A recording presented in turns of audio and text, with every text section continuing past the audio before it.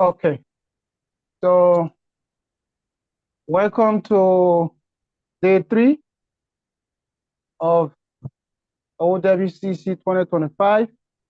That is our online winter computer concept 2025. This is the 7th edition of the program, and we are excited to be here today to have another beautiful time together, as it is a vacation in China. Probably some other schools outside of China as well, they are closing for the semester, or they are on break, or whatever you are. It's a time that we all gather together every year to share and to learn from each other. So let us know where you're joining us from in the comment section. Let us know where you're joining us from. We have someone joining from Indonesia. We also have someone joining from China, Nanjing, Wuhan, from Kenya, from Liberia, Nanjing, from Cyprus, from Uganda, Guangzhou, from Beijing, from Shanghai, from EU, China as well, Nanjing. Welcome, welcome, welcome to all of our beautiful people from Xi'an. Welcome. This is day 3 from Changchun, Yingtan, Nanjing as well. So keep dropping it in. This is day 3, so probably if you miss from SEU, Nanjing, Guiyang, Guizhou Bijele. There is one guy on WeChat that I think he's a foreigner. I think he's living in Guizhou, so he can be speaking the Guizhou dialect. Thank you for joining from Sierra Leone as well, from Wuhan, from Huian, from Xi'an. Thank you for joining. All of the volunteers, I hope you are here and you're on standby. I think Abraham, Jala, and all are here. So thank you for joining today. It's the day 3, so let's kick started. There is a volunteer responsible for today. Salome, hope, if you are there, please, you can unmute yourself and welcome us officially to start our day 3. Hope, if you are there, please.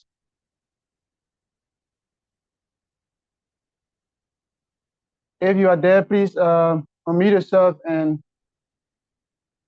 give us our welcome statement for today. Is Hope available? If Hope is not there, then I will ask any volunteer. Probably you have been following. I mean, not volunteer, but any participant to read this for us, to welcome us. You can now become a volunteer. Yeah. You can read that and welcome us. Yeah, go ahead. I'm Emmanuel, by the way. Welcome to day 3 of OWCC 2025. We are pleased to extend a warm welcome and appreciation to you as participants of this training. On behalf of our dedicated team, we applaud your passion and commitment to expanding your knowledge in exciting fields of ICT, engineering, research, and etc. Thanks so much for joining us as we develop, build, connect, and impact our communities in the world. Thank you so very much. Thank you so much. Thank you so much, Emmanuel. That's Emmanuel Che Jr. I think he joined the previous edition of the program. Thank you so much. If you are just joining us, there's somebody joining us from Zambia. If you are just joining us, thanks for joining. Another person joining from Salon as well. So we have a couple of other people that subscribed to the YouTube channel yesterday. Thanks so much for subscribing, as well as many people also subscribing to the WeChat channel for those in China. a lot of them are subscribing to the WeChat channel as well. So thank you so much for the subscription. Those outside of China, maybe your focus can be on the YouTube channel or on the Facebook or Instagram. Any page you can choose, just subscribe or just follow. That way we can reach out to more people. You are getting information. It's good that your brothers and sisters out there also tap into whatever you are getting. Another thing is, by tomorrow, let's say at the end of tomorrow's session, we start preparing a certificate for everyone. So hope that you have attended the first 2 days and you will also complete this day successfully. If you miss maybe any of the days from day 1 to now, then that means you have to catch up with the rest of the other days. Also, we've already talked about these videos that are also on the YouTube channel as well. You can watch them. It's about the survey form or the survey system that we have to fill in on day 5. Everyone will will probably give maybe 5 or 10 minutes to everyone for them to fill in the form, and then we can continue the program on day 5. So it also, at the end of it, you will see the screen. That means you successfully, whenever you see the screen, that means you successfully submitted the survey form. So in the form, you also have to state your name there as well. That way we can as well use that same name to put on your certificate as well. So all those that will fill in, we use that name on your certificate, the name that you're going to provide. The feedback form is basically just to help us improve on whatever we are not doing better, to help us improve on those things. That's just the main aim of it. So the admission process is ongoing at Hua University. You can apply, and then we take it up from there. We already talked about it on the first day and second day. So if you just joined in today, you can follow the video, the playback on YouTube. We already talked more about this. Also, these are some of the stats. They are also on the website, so you can as well read through. This was at the time we had the first registration done. But after that, we have a couple of other people that register later on. So like we say on the certificate, you will have the ID and your full name, but you can use your ID or you can use your last name to download your certificate from TRT website. We'll talk more about it on day 6, at which time most of the certificates will be made ready. We'll also issue certificates to the speakers and the volunteers as well. So to the certificate aspect, somebody messaged me today and they were like suggesting that we should at least put some of the things that we are learning to be included on a certificate. Probably talk about the research topic that was done, the network and the online safety, all these topics that we are covering, we should put it on a certificate. So because you are the one who's going to present a certificate to. So if you think we should also put those information on a certificate, the reason why we remove it from the first edition to the 6th edition, we had those inscription on a certificate about the program and probably what are other topics that were covered. But then some other people suggested that the wordings were too much on the certificate. So this time, as you can see it, we only have like 2 lines. But then some people say we should try to put the wordings back or just put only the topics that were covered. So if you want us to do this, all those that want it, you can say yes. I mean, by sending it in the comment section. If you don't want it, you can say no. So the more feedback we get, then we'll incorporate that. So if we have more yes, then we'll add this topic. If we have more no, then we will maintain whatever we have. So far we have all yeses. There's no, so many people want us to put a topic on the certificate. So if you're following, please send a feedback because when we do it, let it be, a consensus that we all agree that this is how we want our certificate to be, TIP. This is how we want our certificate to be. So one person so far said, 2 persons said no, but most of the people say yes. We have 3 no's and we have all of the other yeses. So based on popularity or majority or democracy, we will put those topics as best as possible. We'll try to just put one of the topics and not try to make it too much as well. The name on the certificate is just an example. It's not any name that was registered. So it's just an example. You can take a screenshot of it. If you can also see my screen. Natanya, the screen is shared, so you can also see my screen and you know what I'm talking about. All right, let's move on. So it's the website here, and it's the interface you will see when it's time to download your certificate. So we have had 4 speakers already, and we still have like 5 left. But sadly, I got a message today that the speaker for tomorrow, one of the speakers for tomorrow, lost his mother. And at this point in time, we just want to officially send in our condolences to him and the family. He should have been joining us from Cameroon, but as I've learned this morning, he lost his mother. So that's the sad part. And I'm not sure we're going to get him tomorrow. So that way I will have to come in tomorrow as one of the speakers.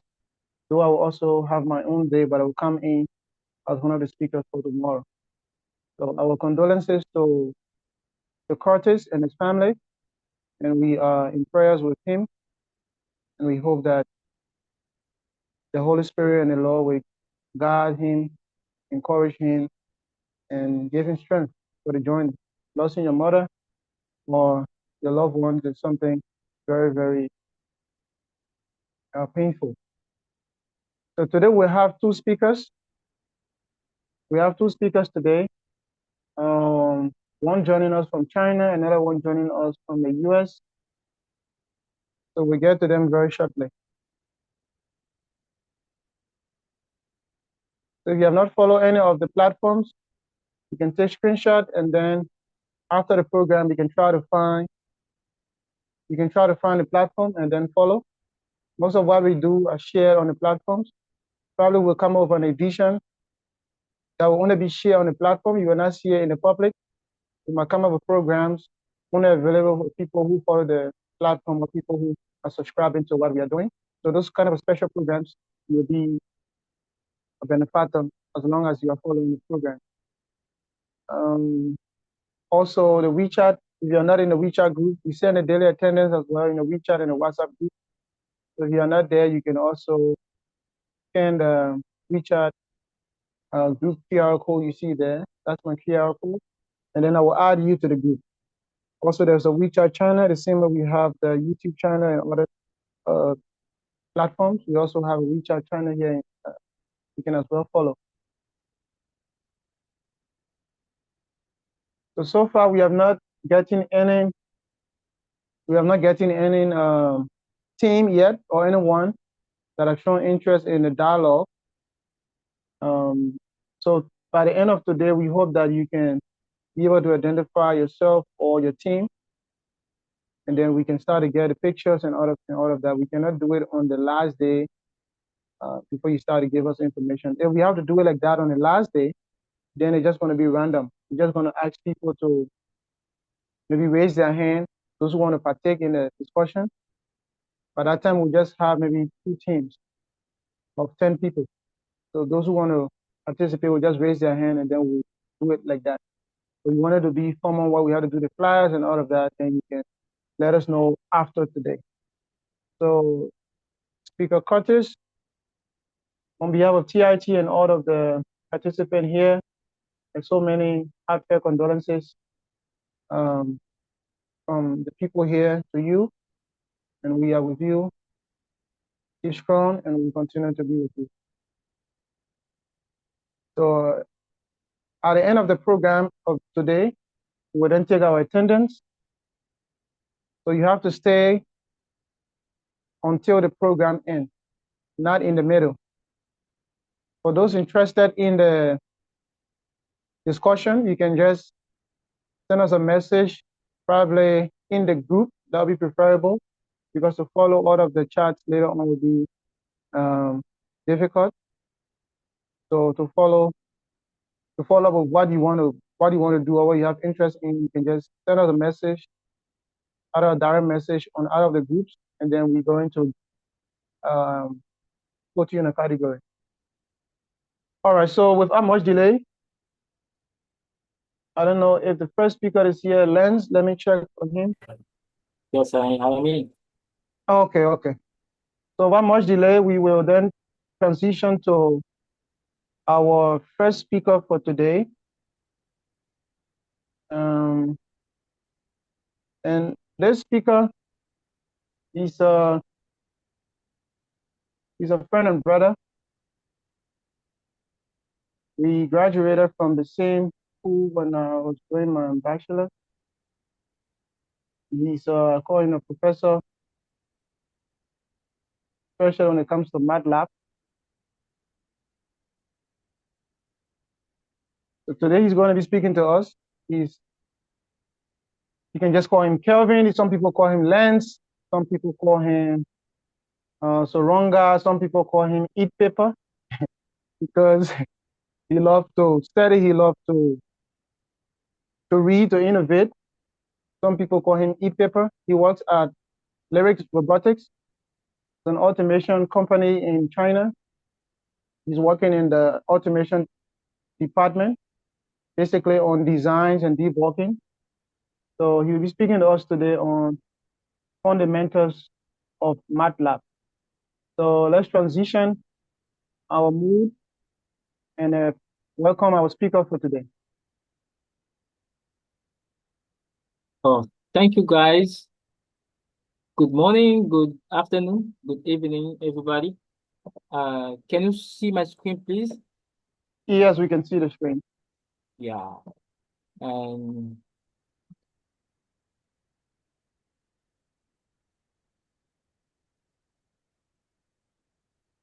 we can see the screen, so you can take us from here. good. First of all, I wanna take this opportunity to appreciate and thank TIT Network and all the volunteers for this good job. You know, this is really a good opportunity for us to meet each other and to learn also from each other. And it's really it's a really a big learning dedication event for all of us. And I want to remind us about two main things that we should always put in our mind. The first one is that we should know that we are students for life. When I'm talking that we're students for life, means we are dedicated to learn every day because life is still teaching us, and even in our daily life, we are learning new things. And we should not stop learning because we still need to know about what is going on in the world, and we need to improve ourselves. And from learning, we can improve ourselves, and from learning, we can move forward with what we are planning to do in our life for a better future. The second one is about the knowledge. The knowledge is a kind of power. So the one who has knowledge has a power. I can give you one example. I'm walking on the road, but the road doesn't have any lights. I cannot move forward. Why? Because I cannot see where I'm going. I cannot see my destination. So knowledge is like light that is illuminating our life.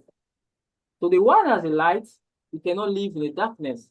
You know, even for our Christian, there is one verse in the Bible said that my people perish because of lack of knowledge, right? So when we are talking about knowledge, we refer so much about knowledge is like a light that is illuminating our life.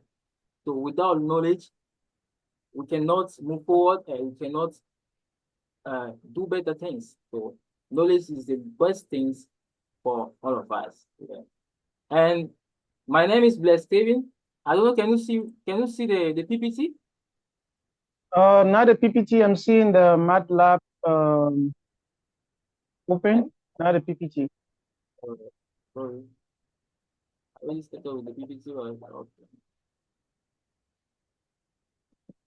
So maybe the desktop is not shared. You have to maybe stop sharing and then reshare. Oh, okay, okay.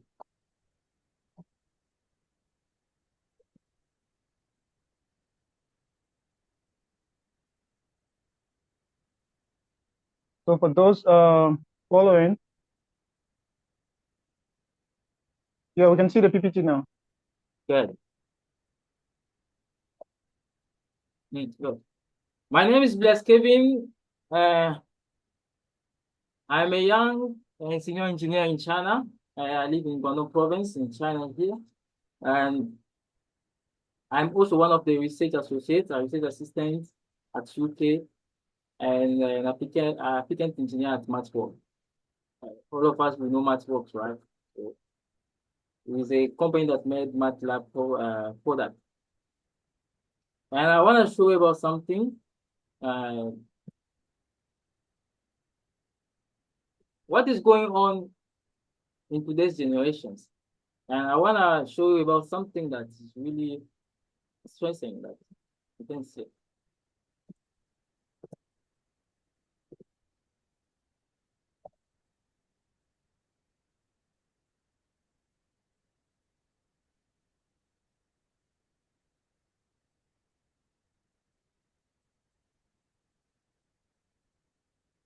And in our today's generation, human being is replaced by robots. Like now, machines that are doing the job that human beings should do. And in many countries, like for example, here in China, automation is now used to address labor shortage and improve productivity, quality, and reduce some operational costs. And actually, automation is now used in China for improving some technologies.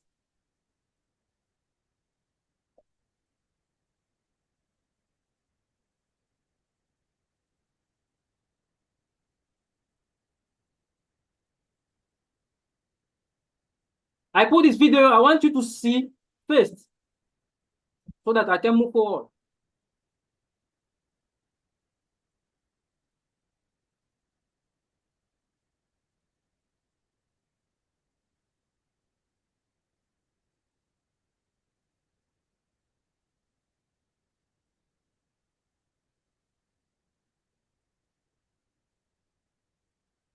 Good. So why today's why people now they are using machines or robots to work, like to replace a human being to do a such work? Why? It's because people now they want to save time. When we are saving time, we are also increasing the efficiency of money. You know, a robot cannot get tired like a human being. You know, we human beings, sometimes we are getting tired. We can't even do some job for just 3 hours and we say that we are tired. I need to rest. But a robot, it cannot get tired like us. You understand? So they are using now people they are using those kind of technology and to save time first, because if we don't save time, we waste time and money also will be wasted. And to increase also the productivity, efficiency, and to reduce some many risks to human life. You know, when you are working in this kind of project, in this kind of manufacturing project, we human beings, we are exposed to many injuries, you know. And like in China, hospitals is like to go to the hospital is really expensive. Like the hospital cost is really expensive. So those things can perform repetitive tasks with precision and speed, like we can see where like we can see in the video. Like the robot is moving, can take something, can do it within 2 seconds. You know. So to make all of those things, we need to set a very strong intelligence system to end all those works. So if we need to make this strong system to do this kind of task, first we need to refer to our software. So we need to work and to use some very strong software that we can use them and to write down what we human beings want those robots to do so that they can do the work in our place.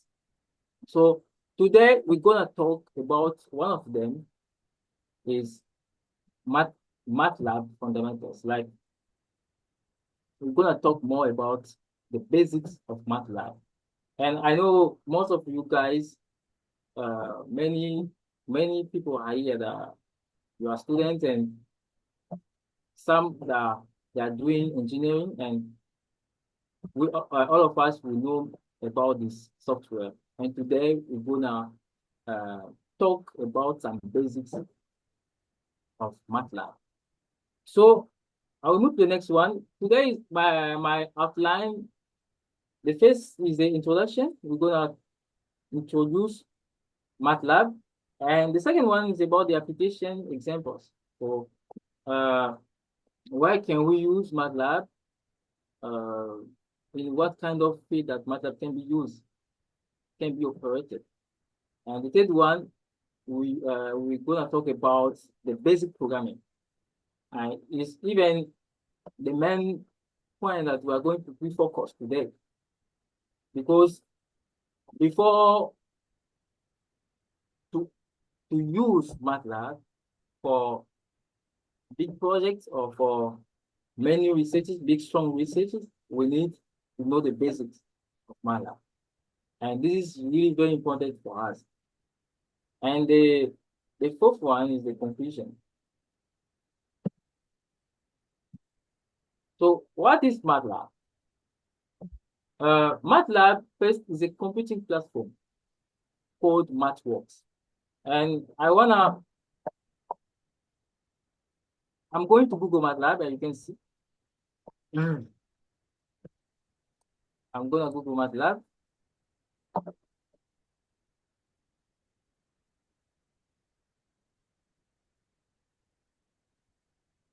I think only your PPT is shown, so probably you have to stop sharing and choose your browser. If Okay.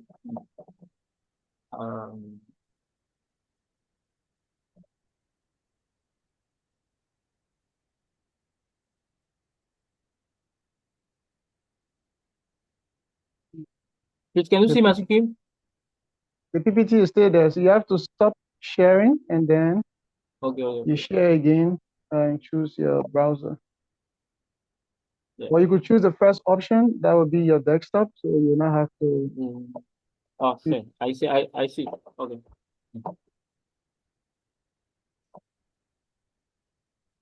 Yeah, now we can see it. Yeah, you can see.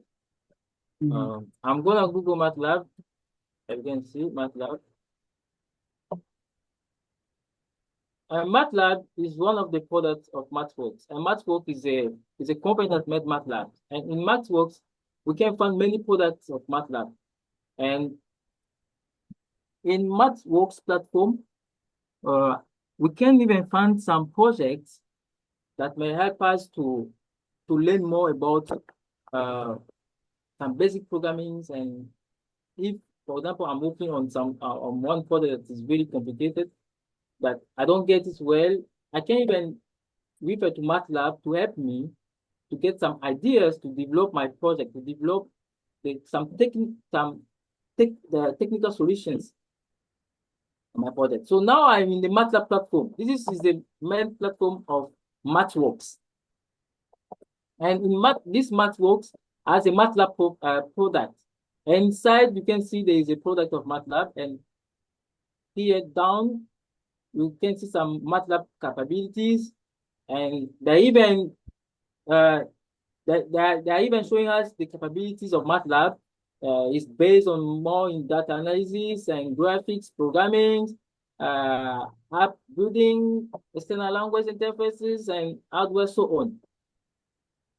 And for students, for example, most of you or some of you here that are students, you can even use MATLAB to learn, or you can use MATLAB for some help, or to study some similings, project methods, or some program that you can use in your project.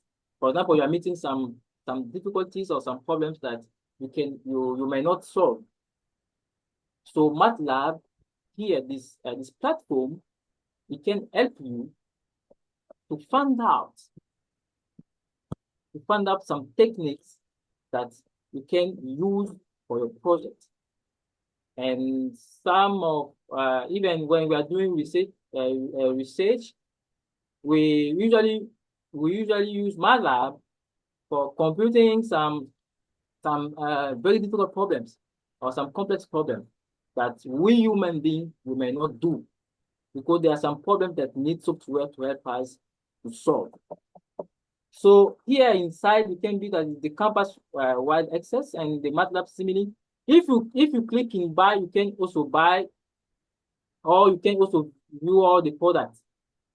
And I will click in. You can see I'm going to MATLAB here. MATLAB, this button. I click on MATLAB. I click on it. We may find in this button, instead of this button, after clicking on this button, these words.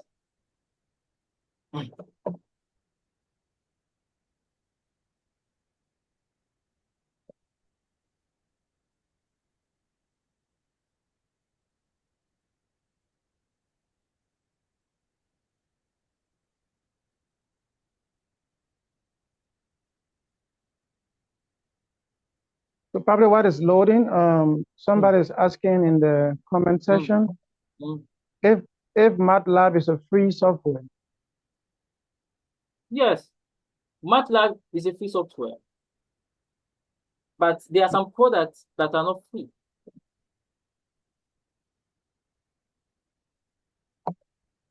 Also, another person is also asking, what is the intent? What is the use? But I think you get to that. Yeah. So we can see here inside. For a question, let me finish first, and then I will go to your question, please.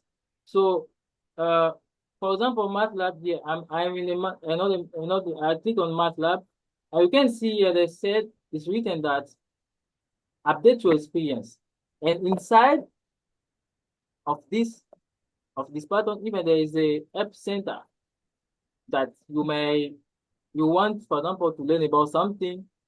You can even write down what you wanna learn or you wanna search for, and there is also a bunch of the documentation here. Or I want some documentation that I may need to use. So you can get it from here, and you can see there are some documentations. There are MATLAB and some MATLAB applications like AI statistics, mathematics of optimization, signal processing, image processing, computer vision, control system, so on. So you can even click, when you click on, for example, similings, you will find similings projects. You will find some projects that are related to similings that may help you to improve or to learn. Or you can even find some techniques that may help you to use. You can use those techniques to make your project or to solve the problem of your project.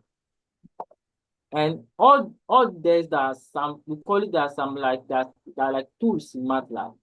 And you find some examples here. There are some examples like some projects that may help you. And also we are some community. In the community, we share. It means we sometimes we meet to share some ideas, to share some knowledge or some program. You can create a program, you can bring it in the community, we can meet online and we can discuss about it. You can also explain us, or you can make a documentation. How did you make this program? How did you write down it? How did you find the prototype? All those things. And there is a file exchange that you can download from MATLAB. For example, I'm working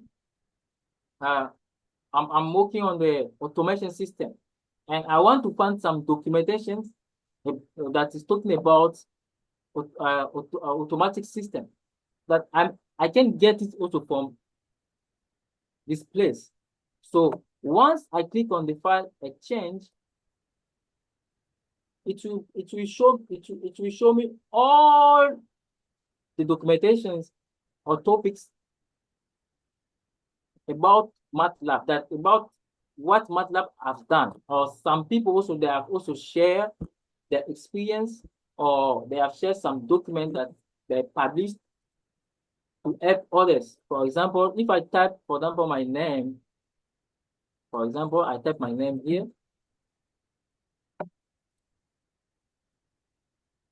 That's Kevine.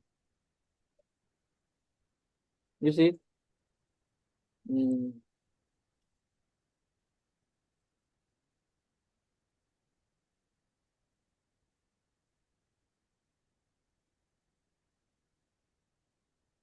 It will show me some documentation that I've published, and those documentation, people that are using it, you can see there are some documentations that I've published that people that have downloaded and they are still using it. You see, so even there is one photo of me in there. So the thing is, you are making something to share, and that thing that you are making to share to people must convince them, and you need to prove it. You need to talk about it. You need to say to tell people why did you use it, and what is the purpose of it, and what is the interest of that. It's like a kind of contribution that you are bringing to MATLAB, and you are not only bringing this contribution to MATLAB, but you are contributing to the world, because you are helping so many people, and also you will get the credit from that. So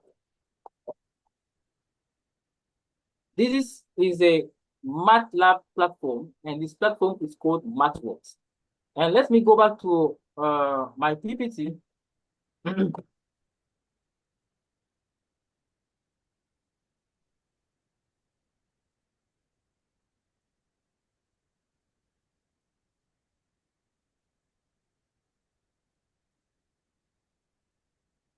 Yes, so I'm back, and you can see I put also some, I put the website link that maybe when I will share I will send my PPT in the group. You may use it, and you can use this to download any product that you want to get from MATLAB that can help you to do your project, or it can help you to find some techniques that you can debug your software. So MATLAB as a software is a programming and numeric computing platform, and is a kind of high-level programming language designed for engineers and scientists worldwide. And MATLAB stands for Matrix Laboratory.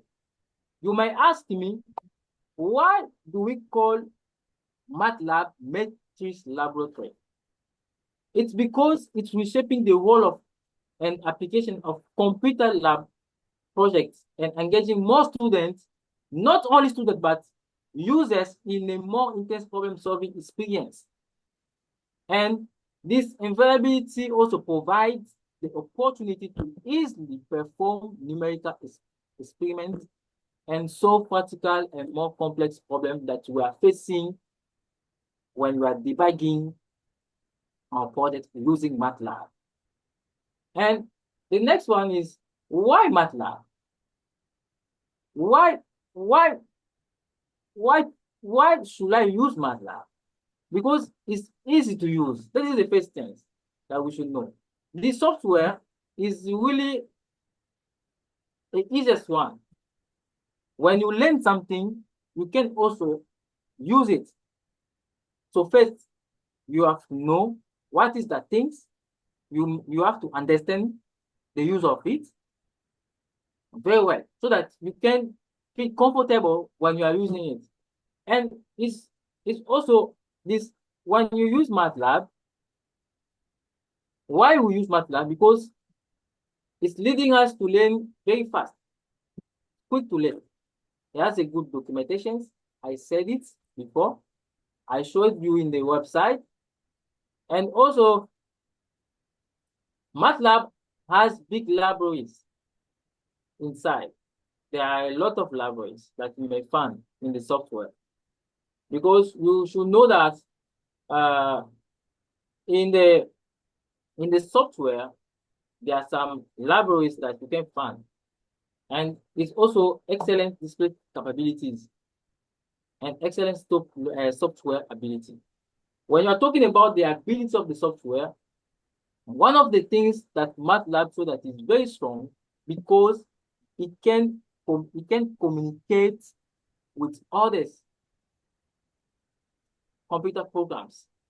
And we know that we have many computer programs like C++, Fortran, Java, Python, so on.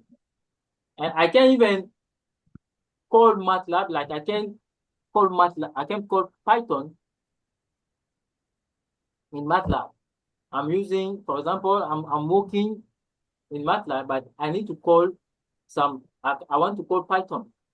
I want to program Python in MATLAB. It's possible about that. And about these things, I think in the next session, if they will give me the opportunity to talk in deep about that, we develop this and with some big projects, and we'll show about that. And the next one is about where MATLAB can be used. MATLAB, it can be used in many fields. As I said, as you can see in the automotive, in biological science, in chemical, in electronics, electricity, so on. We use MATLAB according to what we are doing. It's according to our measure. Someone is doing chemical engineering, he will use MATLAB in chemical engineering. So it's a software that can be used in many kind of fields.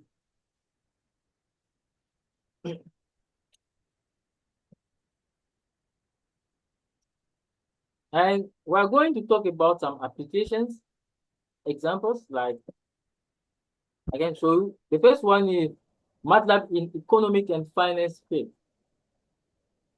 And this one is one of the analysis and development in computational finance projects. And you know, in this project, they have used MATLAB to do what? The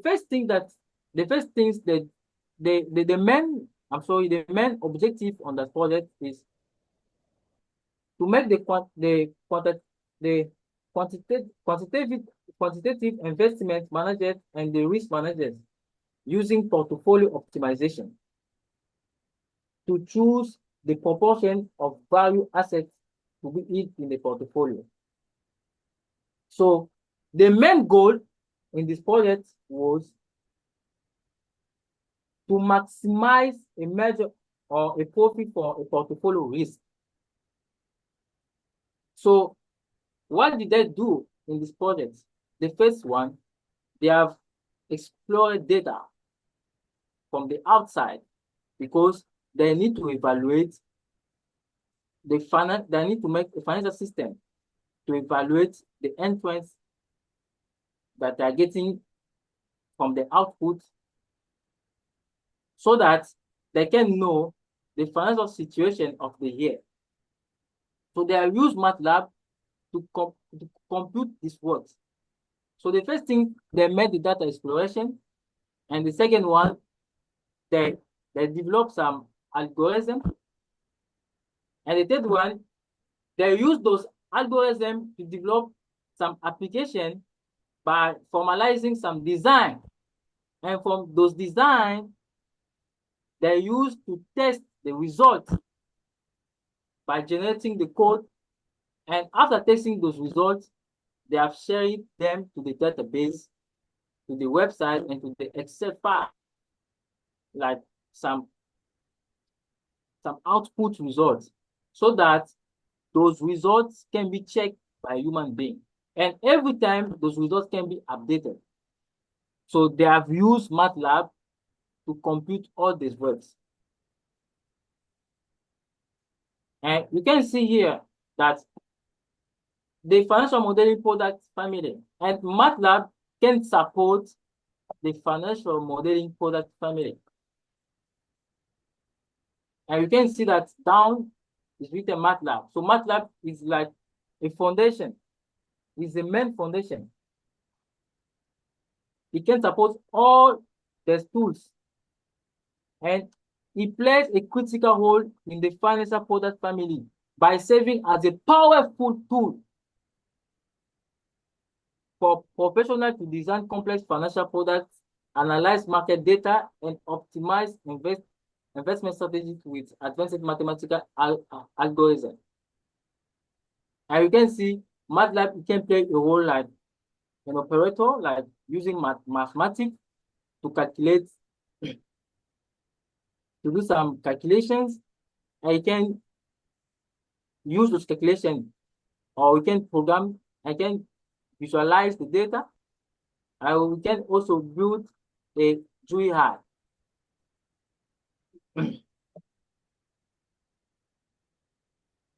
This was after making those analyses by using MATLAB, and this was the result after plotting them. So this we call it the visualization. So MATLAB has visualized those results, and you can see even in the results here, they have plot the monthly value at the risk, and it's a kind of evaluation that they made. And apart of that, they have even shown the relative performance, which is related to the performance metrics, and also the analyzed returns from what they have made in the financial system of their products during 1 year. So this tool is really powerful. And the second one is MATLAB is used in the engineering field. So this is one of the engineering control system projects. And this project has two goals. The first goal is to design the electric aircraft, the drone. And as we know that MATLAB plays with simulations. I don't know if everybody, some people know about simulations. And simulations is inside of MATLAB. Is a graphic programming in MATLAB. So they use simulations to design the aircraft. And the second one is about the battery packing system. You can see in the PPT, like the steps from the cells to pack. So to leave from the cell to pack, we need to make the parallel assembly. And after we get the module, assembly, and the module assembly we just to get the pack. And after making this packing system of the batteries, then the aircraft can come and pick up the pack and go to leave it at anywhere. It's a kind of a delivery system. And they have used MATLAB to develop this system. And they have actually some prototypes that they have shared with Python, because they have called some protocols with Python that they are used to work together with MATLAB. So this is one of the projects that MATLAB has made. And even many people that are improving it is depending on the situation, on the project you are working on it. And MATLAB in academics and teaching field. And you know, as a student, sometimes MATLAB can help us to solve some complex problems. For example, here using MATLAB to solve complicated circuit problems. And these circuits, for those that did electrical engineering, they know about this. This is a signed AC circuit. And the circuits have an active and passive components. As I will know, passive components are resistance, inductors, so on. And the active are the voltage sources, so on. So the thing is, they want to calculate the current phasor and the voltage phasor of each branch. And we need to draw the phasor diagram. And people, they find this is very complicated. Maybe it will take time for us to solve it. But in MATLAB, we can solve it, for example, in 10 minutes. Just plotting, you need just to declare variables. And you know, variables that we have a resistance, we have those inductance, we have those sources. We can just declare them in MATLAB and tell MATLAB to do the work for us, to solve for us this problem. And MATLAB will compute this problem for us. In 2 minutes, we can get the results and even the graph. But before to make it, we need to know how to write down MATLAB program, how to declare a variable, how to assign a value to a variable, how to declare a function, and how to plot those functions. And next we can see that here, I can zoom it for you. We use the script. This is the script. This page is called script in MATLAB. I will tell you in the next slide. And we declare our variables. And those variables are already given in our problem. So we just set those variables, and then we tell MATLAB to do the work for us, to compile, to compute them, and then we can get the result. As you can see here, they set everything, even there are some conditions that they've set, and then we can even use Python to plot those results. So from Python, we call MATLAB. And Python, we can also compile it for us. So there is some exchanges between all those program software.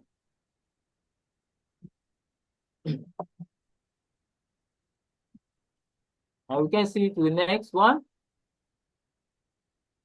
This is the compass plot voltage and current. The compass plot is a plotting functions we use to plot this diagram.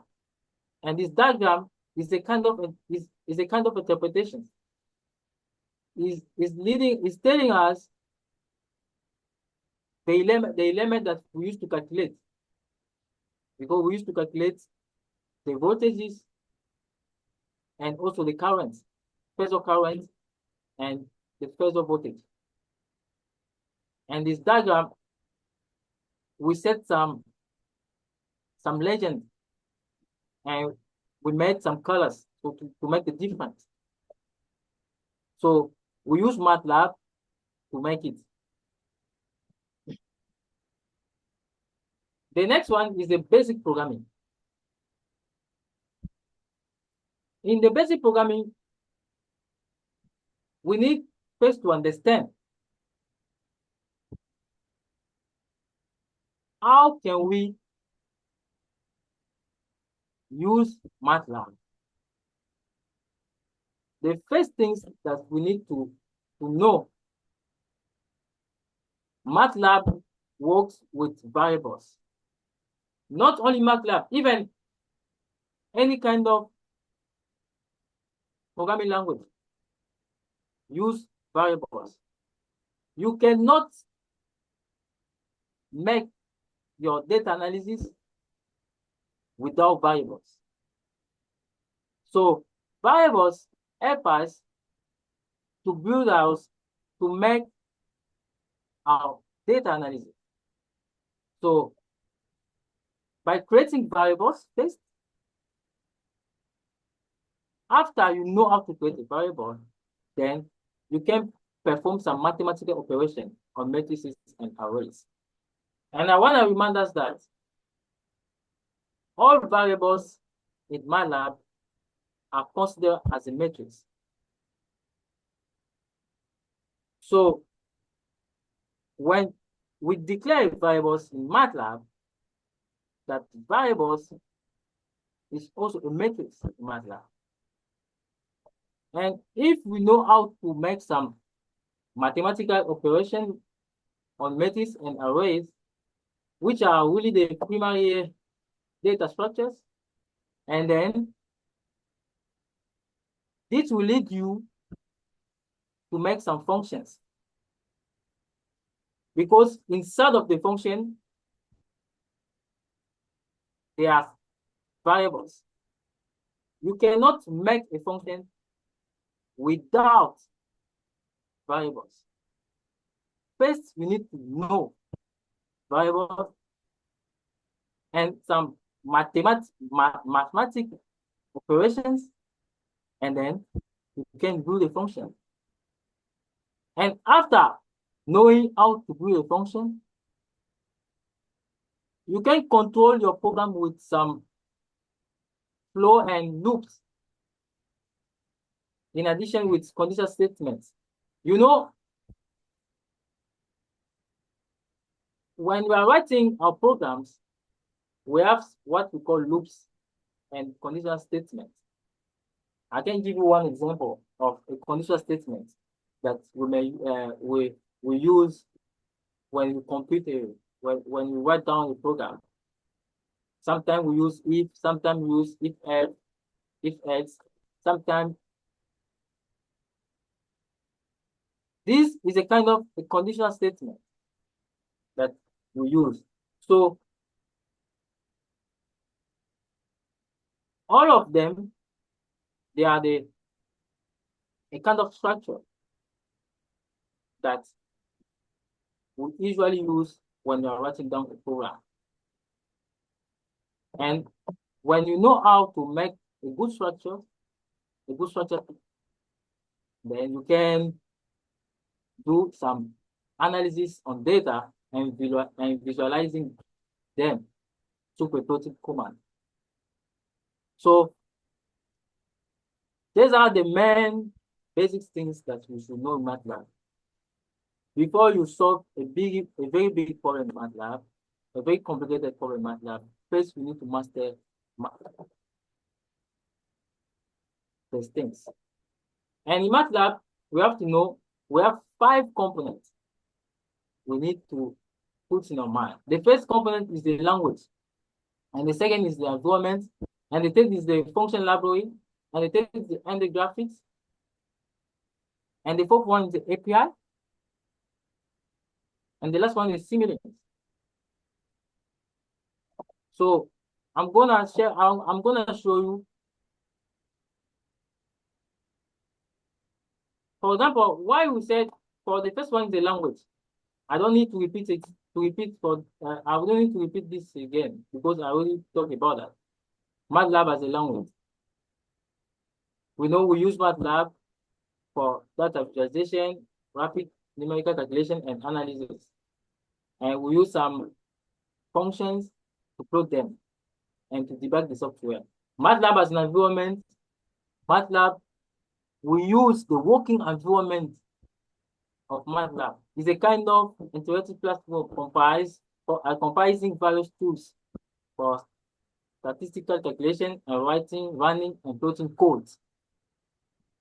And in MATLAB, there is a function library. So he has it a lot. And we use it for some computation to compute some algorithm. And it contains elementary mathematical functions such as, I can give you one example, sine, cosine, and tangent, and more complex expressions such as the matrix and the eigenvalues, so on. And as a graphic, the graphic is a kind of MATLAB concept and methodology is like in nearly all plotting functions.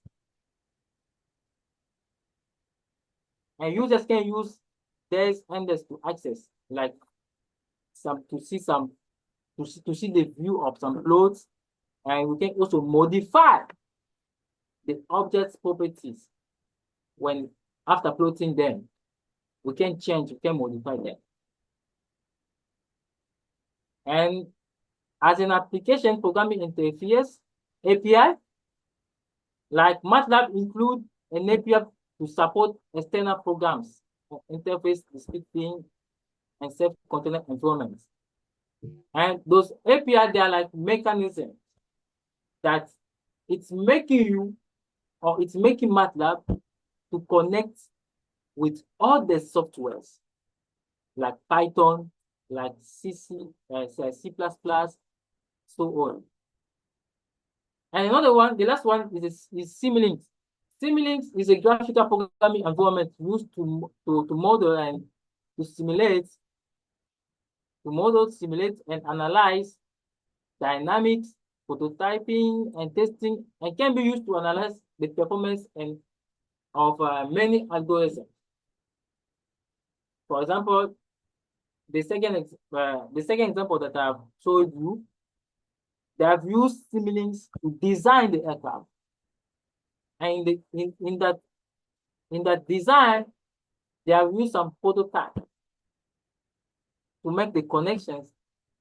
And they use the API to connect MATLAB with Python.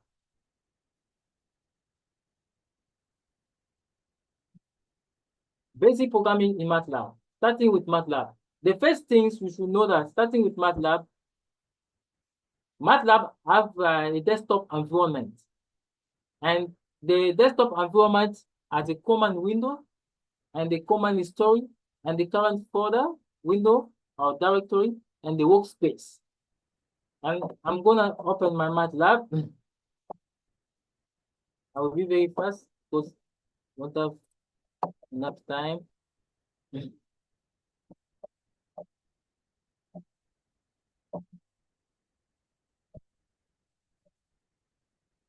Okay, now I'm in MATLAB. This is my software. Everybody can see it, right? So I am in my software platform. And you can see that this is the main platform of MATLAB, and MATLAB has many options, up, down. And you may ask, but why this guy, the screen is so dark like this? He like black or white? I don't know. You may ask me because some of you use MATLAB and your screen is white, right? So you may ask me, this what kind of MATLAB software are you using? No. We just change some parameters. It's depend on me. So I can use preference to change the color of my my screen. It's depending because I have one with my eyes. So I just set it like this. So this is your preferences. You can change the color, you can change even the size of your words that you are going to type and so on. If I want to use the words color, I click on preferences and I came to the color. This is the colors. And you can see there's a colors preferences. And I want to apply, okay. Then it will lead me. Can you see now? It has been changed like this. So, but like in this way, I cannot see very well because I have a point with my eyes. So I want to use the black one, and I like also black because it's my preferred color. Color. So I use this. So the comment, what is the main comment window that we are talking about? The main comment window is this one. Is this one. And you may ask me how your comment window is appearing on the right side. Sometimes it's down. Yeah, this is how I made it. I can't even change it. It depends on me. So I can just I can come just on the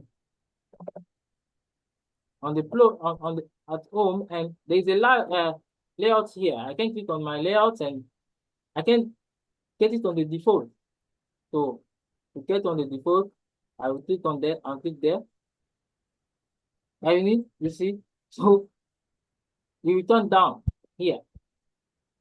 And this is my command window. This is where we write down all our command. Even we can type variables there and even evaluate and make some calculations. And in the command window, we use the command window for a quick reply, for getting a quick result. And another one is our workspace. It's where we save our variables. For example, if I type on, let me show you about something. I'm gonna clean this window.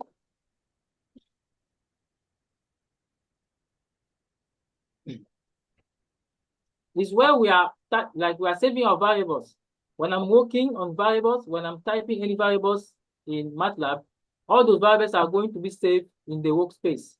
So if I turn off my computer, tomorrow if I come back, I want to use that same variables, I will just click on that and it will be open. So you can see I've cleaned my window. And I'm gonna type, for example, any kind of variables. For example, x equal to 5. X equal to 5. Now let me use, because there is a lot of x, let me use t. T equal to 5.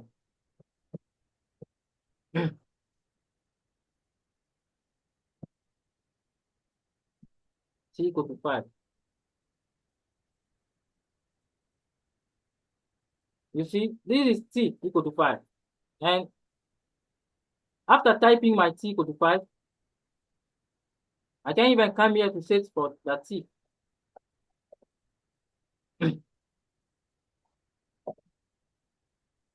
Taking time. I can even create, for example, t, you get a vector.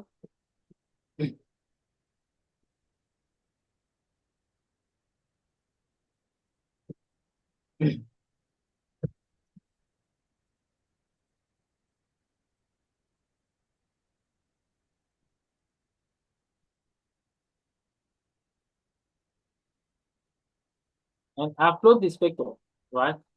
So all my variables, these I declare my variables, which is a kind of matrix that I've made. Is the T matrix. So if I'm gonna look to the T matrix, it's taking time.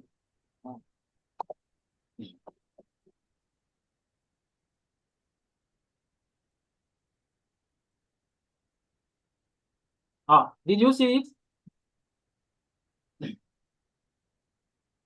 So I've saved my variables there.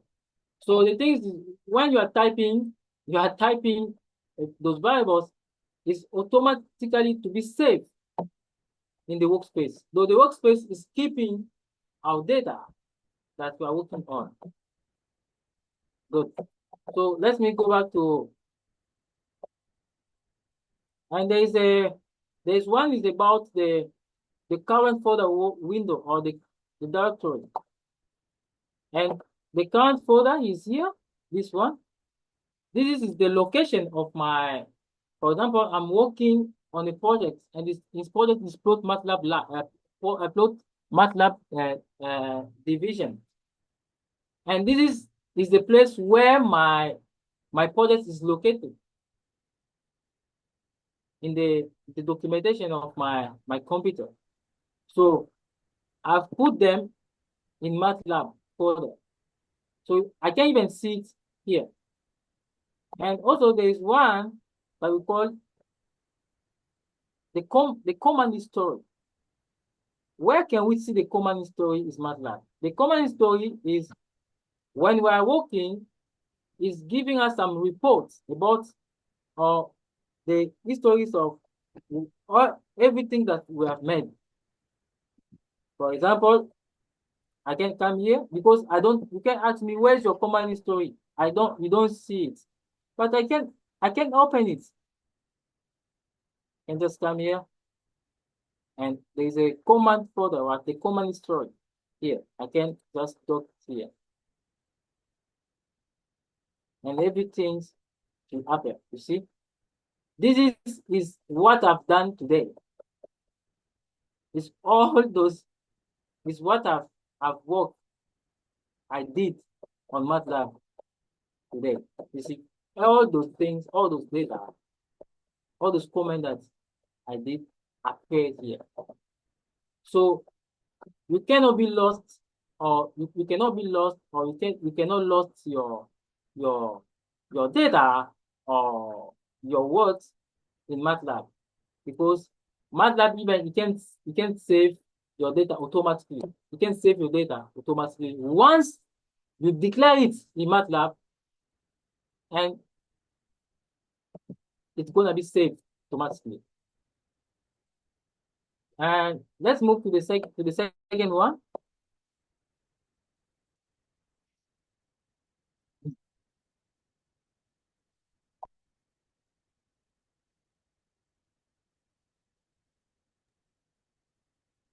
So we have 10 minutes left. And okay, and the second one, I will talk about that. And this is a picture that I was explaining about the command window and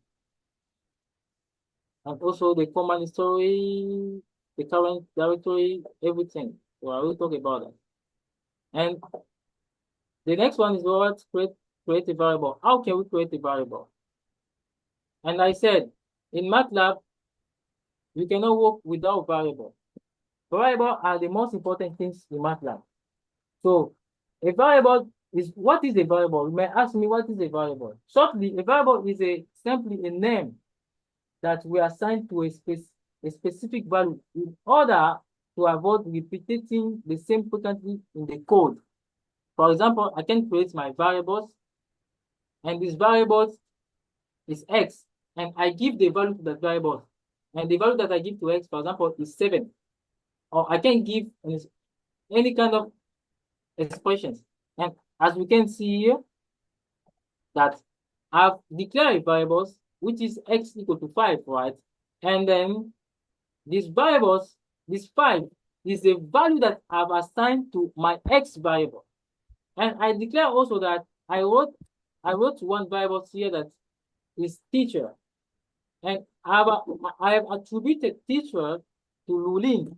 So it means this variable is attributed to Lulin, who is the teacher. And in my variables, I can't even find the size of my variables. As I said, in MATLAB, all variables, they are considered as a matrix. No matter what, the size of the variables, all variables, they are like matrices. So, for example, I declare the size of X is 5. The size of X is 1 by 1 matrix, right? Because it has only one row and one column, which is 5 itself. And I've declared also one vector here. This is the vector, and I declare the vector of the size of that vector. And the vector is 1 by 3. It's true, because we have one row and 3 columns. So in MATLAB, declaring variable in MATLAB is the main beginning that we might know, and it's the main thing that we should know. And I'm going back to my software again. I don't have more time, but I'm asking for 5 minutes more, because I really want us to practice a little bit. Okay, I'm going to clean my window. I clean my window. And guys, we are going to do some small exercises. And we're gonna write down those variables and make some operations. Like, for example, plotting, using those variables to operate with MATLAB.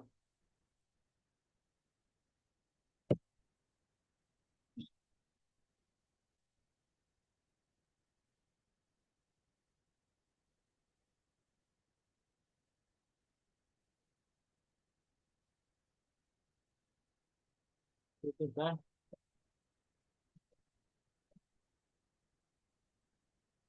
This command is a clean window command. So I'm cleaning my window.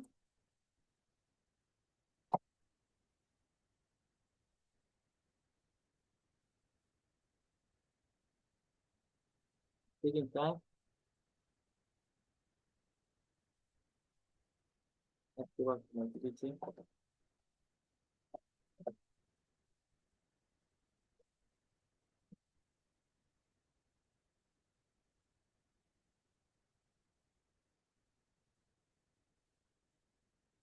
And the next one is the error messages.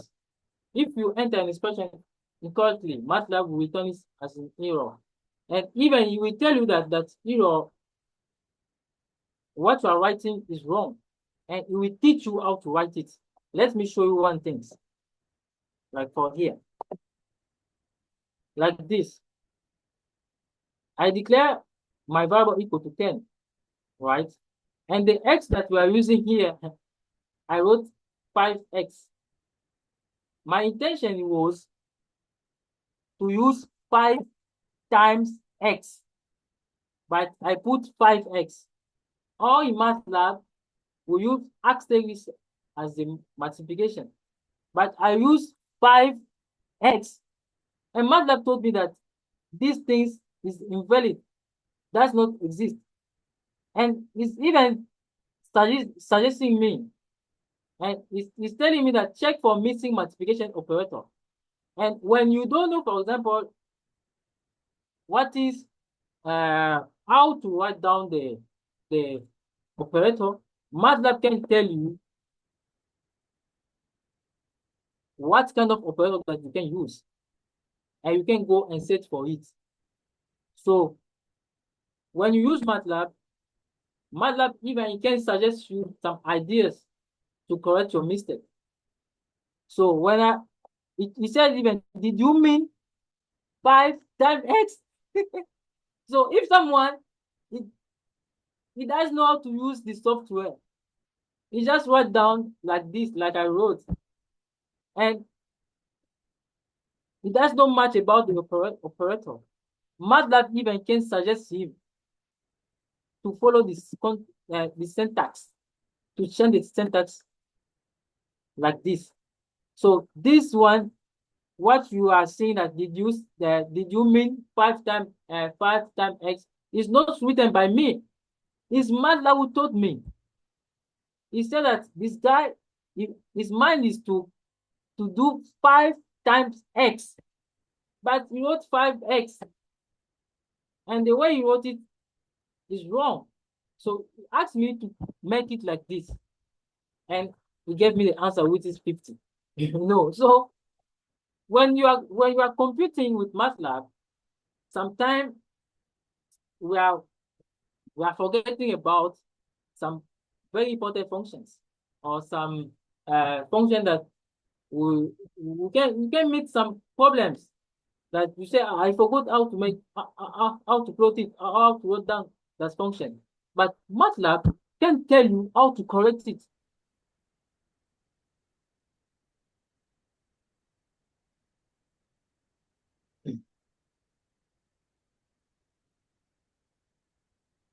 And the second mistake is what?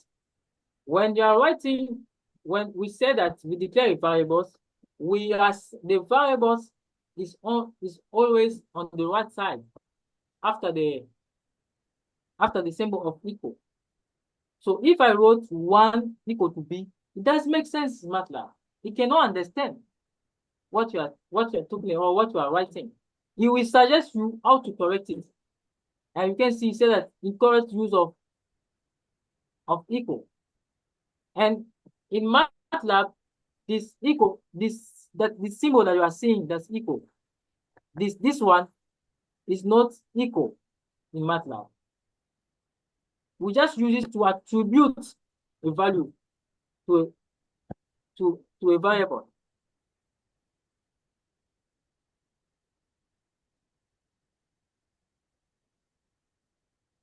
And the next one is the performing mathematical operations on matrices and arrays. So you can know that to create an array we are going to create an array with 3 elements in single row. Separate the elements with either a comma or a space to get like it gets A, which has 1, 2, 3 elements. And this is when you compare in MATLAB, MATLAB told us this matrix is 1 by 3 matrix.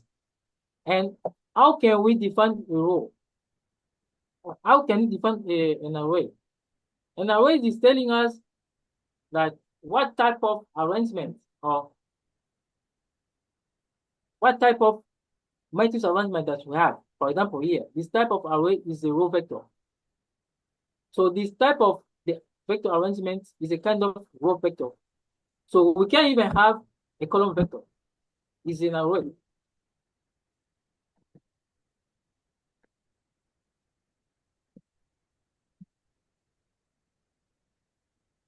And out of time, wanted to use the software to plot to plot some to plot some variables to make some to perform some mathematical operations. But I will send it in the PPT later. The second one is create a function. In MATLAB, after knowing how to perform with the calculation, how to calculate some values by using some variables, we can now use we can now perform with the functions. And the first thing that we need to understand about the functions, this is a syntax how to write a function, how to write down a function. So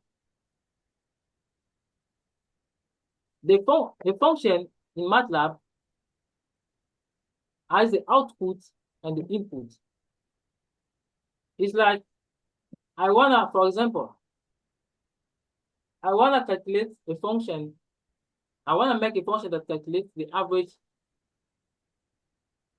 of people of my class. So I will declare a function, and the function name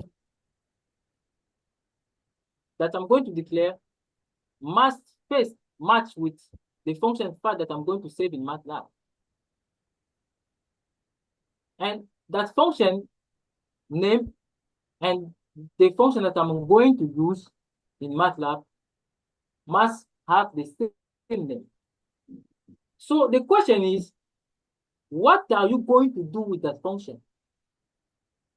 Yes, I want to calculate the average of people in my class. But you need to justify it. You need to prove it. You need to put some arguments. And those arguments, you need to put your input, and then MATLAB will give you the output. So you need to calculate the average of people in your class. You should know how many people are there in your class and how to calculate for them. You need to set a formula. So here you can see there is a definition of my input that I'm going to put, to declare, so that my function will give me the output. Okay, and for example, I don't know how much slides you have left, but maybe you can explain the next one, and then we can take questions for the remaining 3 minutes we have. There's another speaker for today. Oh, thank you. So in MATLAB, we use those functions to get the feedback about what we are going to input, and it will give us our output.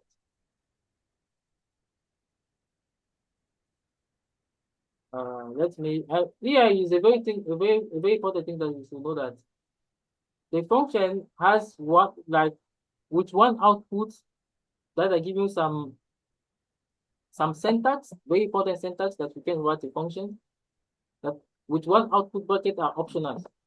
And you can see, as I wrote it here, and I will send the PPT later in the group.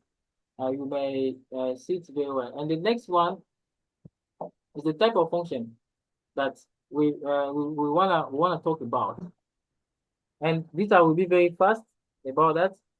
I will be very fast about that. What are those functions that we want to talk about? What in MATLAB we have 4 types of functions that we have to know. The first one is the local functions. We have local functions. And the second one, we have nested functions. And the third one, we have the pivot functions.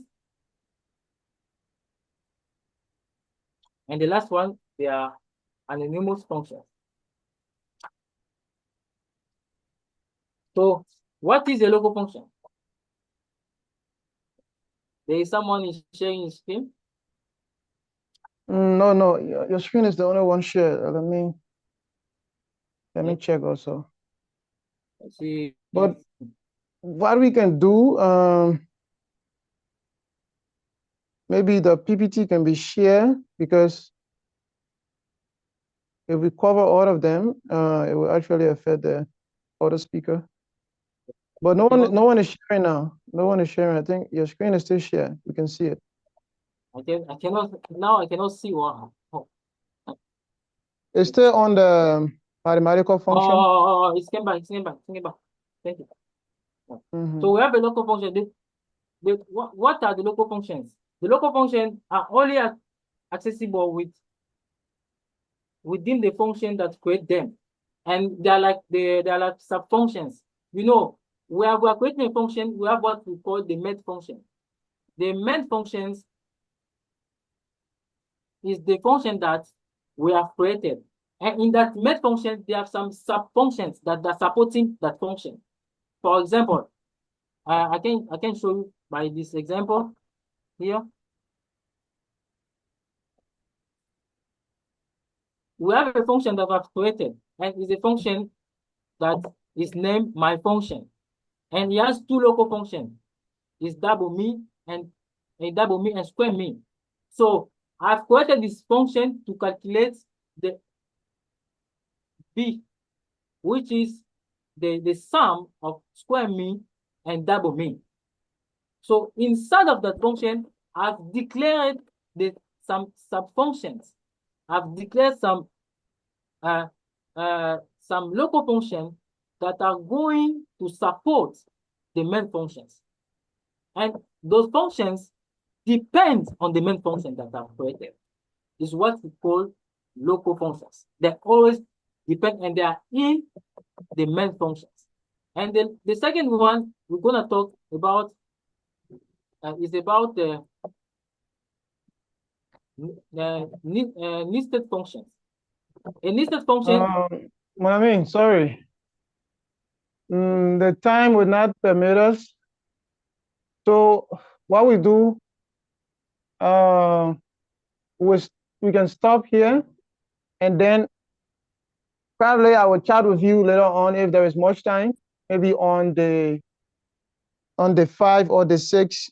You can come and complete the remaining slides if you still want to, or you can just share the slide, because the other speaker is already here and it's early morning on the side. So I don't know like how many.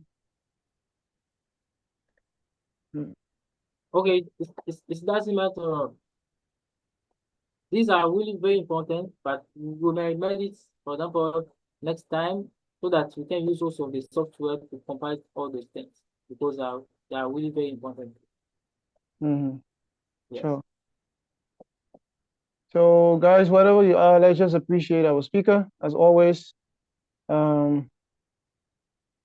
With our emojis, our thank you messages in the comment section. Let's appreciate our speaker for today. So we'll just take at most one question from the audience. You can just raise your hand. I think that's Alpha Chroma. Your hand is raised. I don't know if it's. Yes. Yeah, go ahead, Alpha. Thank you very much, Mr. Kevine. Of course, the presentation was a good one. For me, I am a beginner for MATLAB. I started MATLAB some months back, and I'm finding it very difficult because even the arrays, the variable declarations, some functions are not even the same as to other programming languages. Like if you take a look at the functions, of course we have nested and anonymous as other functions in other languages, but the declarations are not the same. And even the arrays, they are not the same. So I don't know if you have some recommended strategies so I can put them in place in my journey for MATLAB. Yes. Again, I understand MATLAB is not an open source. So do you have any other alternative? Yes. Thank you. Can you hear to my voice, right? So in the group, I will share one document that is involving all the functions that can be used in MATLAB, and in those in that file you can find out the comment and also the explanation of those functions, how to make it, and I will share it in the group so that it can make you to understand. And I saw many people writing down this cannot be done in 1 hour. Yes, it's right, because it's really a very big things that you need to get time to understand about that. These are the first things. The second thing about your second question about the platform. Yes, with MATLAB, there is a lot of platform that you can learn MATLAB. You can also join the community and also the network, the TIT network. We will make it very soon. Orlando knows about that. So we make it very soon, where we can share some details and some applications, some learning sessions, and some documentation about MATLAB. Yeah, so that's it, guys. We still have more to do with MATLAB. The speaker is in the WeChat group. So the PPT will be shared, other things will be shared, and we'll have other sections for MATLAB to take you to the next level or basically explain in details on other things. So thank you so much for today. Thank you so much for the time. We highly appreciate.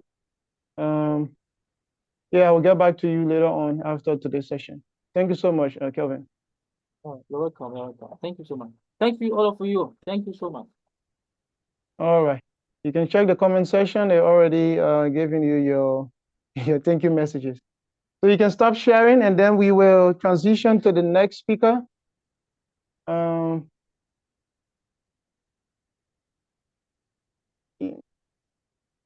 Lenz? Oh, yes. Oh, let me stop my showing. Yeah. So we'll transition to the next speaker. Because of time, we will not call the volunteer for introduction of the speaker. I will just go through quickly. So the speaker that is coming up next is a friend and brother and a partner. He will be joining us from the US, and he's going to talk on UI and UX design.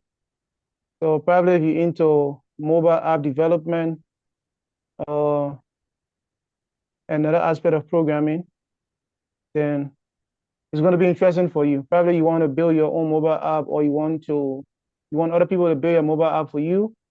You can as well get some knowledge on this, and that can also guide you in the process. Or probably you have been wondering how people are developing applications. Maybe the Facebook you are using, the Zoom you are using, how people are actually developing these applications. So that's what we're about to go into shortly. Partner, if you are there, you can just unmute yourself and let's test your mic and other things. Yeah, partner, I'm here. All right, you can go ahead from here. So ladies and gentlemen, you can welcome our next speaker, and you can take it up from here. Oh. Can you guys see me? Yeah, we can see you. Okay. I'm Jerry. My partner already introduced me. I'm a UX designer. I'm a software developer. So today I'll be walking you through the process of design. Let me quick share my screen.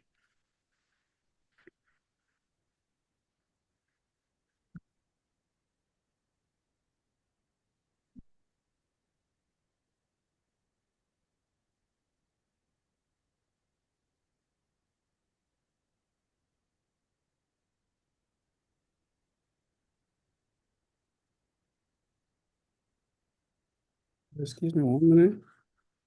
I need to stop my video. Okay. Partner, can you hear me? Yeah, I can hear you, and I can also see your screen. Okay. So by the way of introduction, I'm Jerry, CEO, CTO, and co-founder of Trip Attendant. Trip Attendant is a travel-related app that connects travelers to locals in their destination. And today I'll be talking about user experience design and why is it very important. So the content for today will be what is UX design, careers in UX design, how to get into UX, the elements of UX, and we'll talk a little bit about project with telemedicine application. So because UX design is a very complex topic, we cannot go through it in the time that we have here. So what I will do, I'll give you the basic, and then I'll also ask my partner if he can, maybe we can create a short form where people can sign up and we can take it from there. Let's say every weekend, we can go through the process of design because it's a very complex topic. And I don't just want to read you slides and then at the end of the day, you don't really understand everything that I'm saying. So yeah, and we'll start by asking the first question. What is user experience design? In some places you hear UX, some people just call it UX or UXD. UX design is a process of designing products that provide meaningful and relevant experiences to users. So if you look at UX design, just take a look around you. Everything you have access to, including products, even the cosmetic that you use, how you think people came out with the end product that arrived when you bought it online. like from the product labeling to the actual lotion. How do people get to that, to the end product? When you walk into a supermarket and you see labels telling you this place for clothes, this place for cosmetic, like the way the supermarket is designed in a way that is so efficient that people can find things very easily without walking all around the place. If you're from Africa, you'll notice if you go into a market to find to find something simple, you'll be walking all around asking from shop to shop, do you have this here? Do you have this here? All those things. So modern supermarkets are very organized. Some of them even have apps like Walmart. If you download a Walmart app, you go into Walmart. You don't have to walk around Walmart looking for products. You just use the app, tap whatever you're looking for, and it will just tell you which row and exactly where you'll find that item. So you just walk to that place, you see whatever you're looking for. So the goal of UX design is to make a product very easy to use, intuitive, and enjoyable. The key focus is to meet the user's needs, their goals, and their pain points. Okay. So we'll be talking about the careers in UX design. I desire to talk more about a career because many times people end up going online, taking courses, learning one different subjects, like different tools, not knowing what they want to do. Because even into like if you go into mobile development, it's a very big field. There are US designers, there are UI designers, there are backend engineers, there are front-end developers. So if you just woke up today and say you want to become a mobile developer, you end up just going around in circles trying to learn all the tools, all those programming languages, and waste your time. Later on, sometimes people even give up. So I'll be walking you through the careers in UX design, explaining most of the relevant fields. There are thousands of them, but we'll just go with maybe 10. So we'll spend most of our time here. The first one on the list here is the UX designer general. So basically, the UX designer general is like a jack of all trades, right? So in this place, if you are getting the UX, you probably will find yourself in this place. That means because when you are a general UX designer, you learn almost all of the aspect of UX design. You're not going to specialize, but you understand everything and how to work together. So people like this find themselves in startups. They'll look at the role. UX designers, the role of a UX designer general is focused on understanding users' needs and behaviors through research, creating wireframes, prototypes, and designing intuitive user interfaces. And here are some of the skills they need: user research, wireframing, prototyping, usability testing, and visual design, interaction and design. These are skills you would need to become a UX designer in general. Typical employers, you get employed by tech companies, startups, design agencies, and large corporations. So the next is UI designer. So in mobile development, you'll find UI designers, not just mobile. It could be system design, desktop design. So these people are people who design interfaces. Like when you take your computer, you see how clean it looks, all of the elements, well structured and stuff. These people are people who design those interfaces. So a UI designer specializing in creating visually appealing interfaces, ensuring that the design is aesthetically pleasing, intuitive, and aligns with the brand's identity. The skills needed for UI designer are, okay, I think I didn't put the skills. So, but the typical employers for these people are tech companies, startups, design agencies, and large corporations. But the skills needed, I could just say, the skills needed for UI designer, you will learn front-end languages like CSS, HTML, JavaScript, and you have to learn UI tools, UI development tools like Figma, Adobe SB, InVision, all those technologies you need to understand it well for you to be able to design intuitive elements for mobile apps or desktop applications. The next one are the US researcher, and these people are very important. And if I'll be honest with you, with everyone here, I will tell you that when you are starting, maybe you should focus more in this area because this one requires the problem solving. This one requires the problem solving. People who are good user researcher, before they start developing anything, they make sure they understand the user's needs, their pain points, and how to solve the problem for them.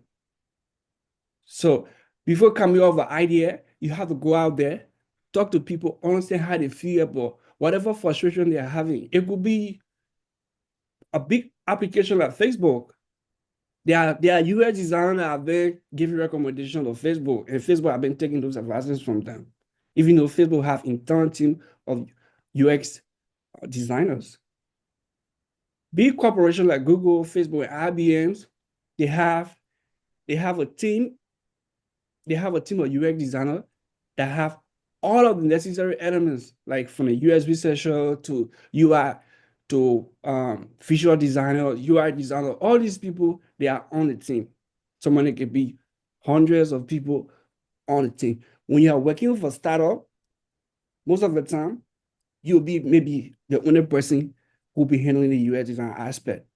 So that's why you need to understand all of the fundamentals, understand the online technologies, the steps, and everything that required for UX designer. For startups company, they're not willing to spend money on big team like Google does. Google have hundreds of people, even maybe thousands of people who are into UX, into the UX team that go out there, understand how people interact with the product, how they feel about it, their frustration, come back, develop a solution, go back, test it with them, understand if they solve the problem before even you can go to the engineering team.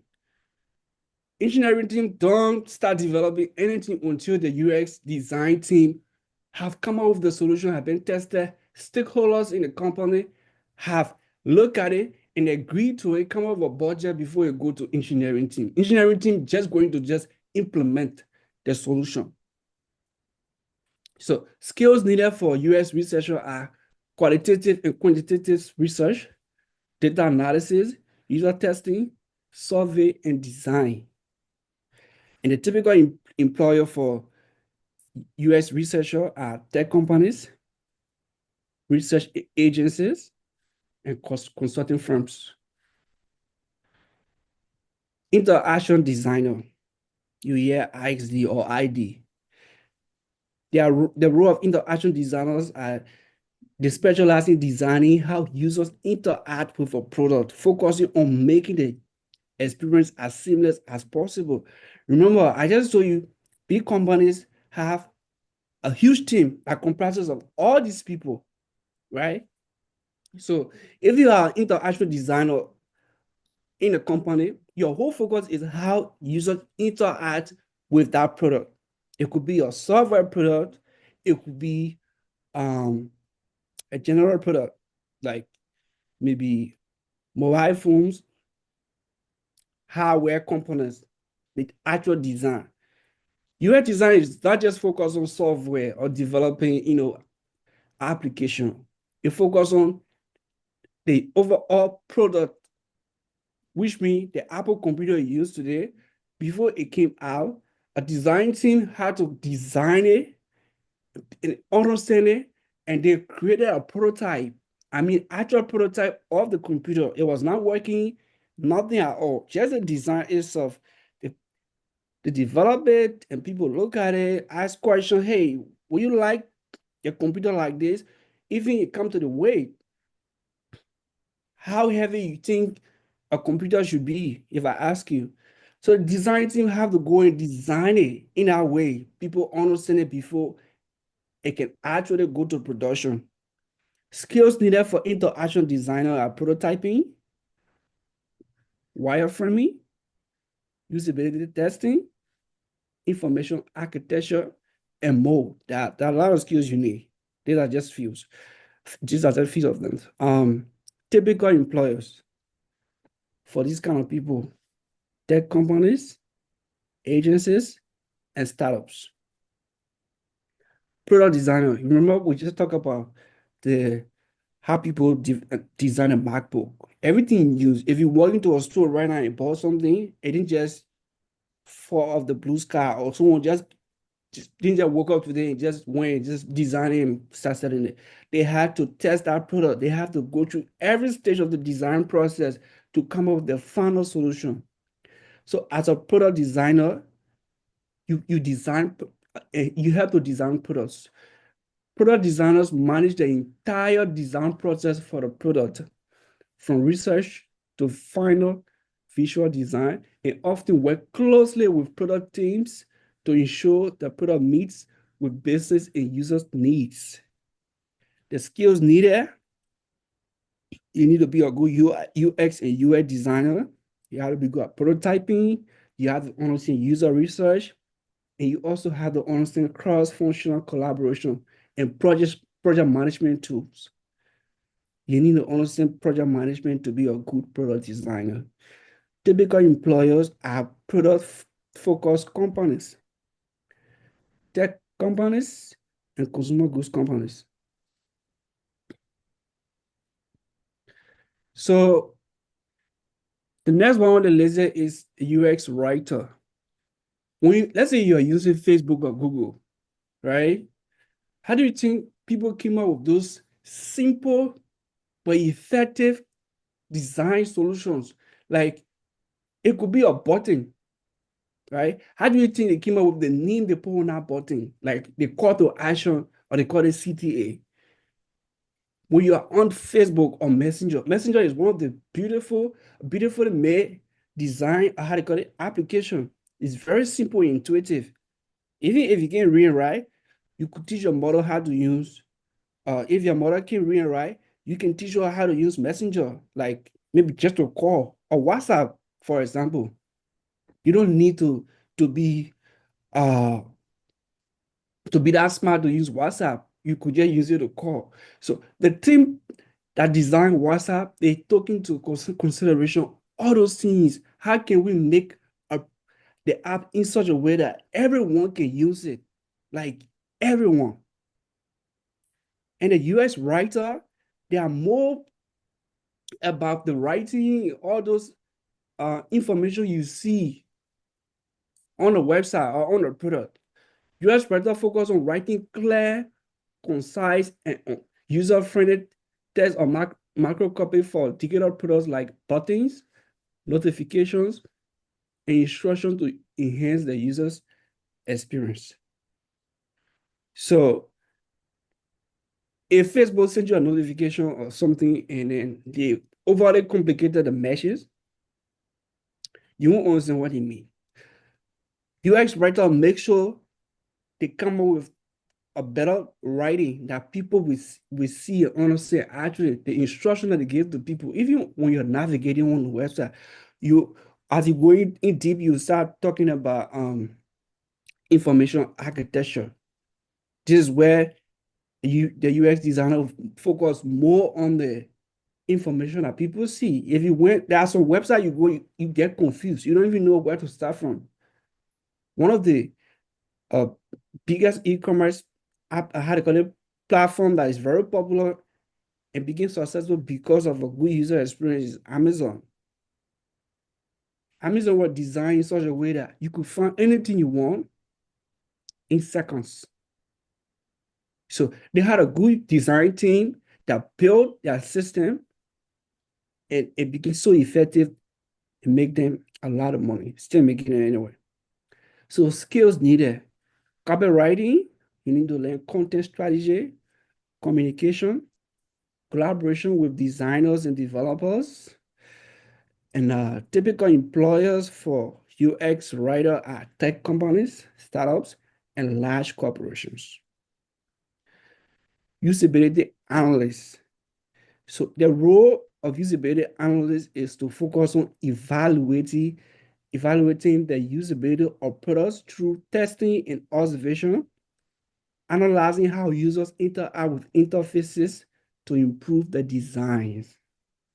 So big companies have these people. Every time you go on, let's say, a software application, there are systems that taking all those metrics. They look at how people interact with the product. Analysts see everything. They understand it, understand how people are struggling, if they are struggling, and then they have to go back, come up with a better solution, and then recommend to the engineering team to come back and implement that solution so that people can stop having those issues. Skills needed in for usability analysts is usability testing, research analysis, attention to detail, understanding of how human computer interaction works. Typical employers for these people are research firms, tech companies, and healthcare organizations. Then we come to the UX and UI design lead. This is a leadership position overseeing a team of UX or UI designers, guiding design strategies, ensuring quality and aligning designs with business objectives. So to be in this area, I mean, you have to have good amount of experience in UX design, because now you are managing a group of designers. You become a leader in this area. So you need to understand the entire process, and you need to have good managerial skills to work and become a design lead. Skills needed: team management, design strategy, mentoring, US UI expertise, client management, and more. And typical employers are corporations, agencies, and design studios. Design systems manager. So every company has a system. I mean, big companies. Some startups usually don't have these things because they are small, they are scaling, and they are not actually stick to a perfect maybe design. So they're still trying to come up. They're still building things, changing things, so they don't have a unique system. But corporations like Google, Facebook, Microsoft, they have design system. A design system is, for example, the colors of that organization, like Facebook blue. They have this color, and it have to be consistent in every application. On every Facebook product you access, the color have to remain the same. The typography have to be the same. Typography includes the fonts, the sizes, and all those things. So they need to have the same system. Some companies even pay millions of dollars to design a design system. Like Airbnb had to come up with their own font. They build it. They hire a company in UK to design a font for them. Custom. They design it just for Airbnb. If you go online, search for Airbnb font, you'll find it. You can even download it into your machine and use it. I love it. So design systems manager are responsible for creating and maintaining a consistent design system across an organization, ensuring uniformity across all digital products. The skills needed are design system development, UI design, cross-team collaboration, consistency management. The key word is being consistency. So you need to be consistent in every aspect of your design system because it helps people. There are some platforms you go on, you just know what to do. Nobody has to tell you because you have access Many of their products and everything are consistent everywhere you go. So there's a button and that button is the same. Let's say support button. Everywhere you go, you see support with setting maybe pressing with the microphone. So you need to be consistent. That's the key word here. Typical employers. They are large corporations, tech companies, and design agencies. So if you are a design system manager, you get employed into these organizations. And then we talk about a UX engineer or front-end developer. So you see most people fall in this area because that once people start designing they're like, I'm a UX designer, right? So usually when you hear UX engineer, these are people who can actually code. Yeah, it don't have to be complex, but understanding CSS, JavaScript, and all those things. So UX engineers bridge the gap between design and development. The key word there being design and development. So they design and they can also develop. So if you are a good UX engineer, you can actually design a system and you can build it. You don't have to be like, you don't have to build backend for it. Designing it and actually designing the user interface. That's good enough. And using code anyway, not just using design tools. Working on the front end of websites or apps. Ensuring designs are implemented as intended while focusing on performance and usability testing. Skills needed are HTML, CSS, JavaScript, front-end frameworks, UX UI design, skill, collaboration with designer. So as a UX engineer, you're like a bridge between these people. You understand the work of the engineer, the person who can actually code, and the designer. You can do both. That means typical employers are tech companies, digital agencies, and startups. Careers, we stay in career, we have service designers. So service designers, if you think of this, think about customer service. How frustrating you get most of the time.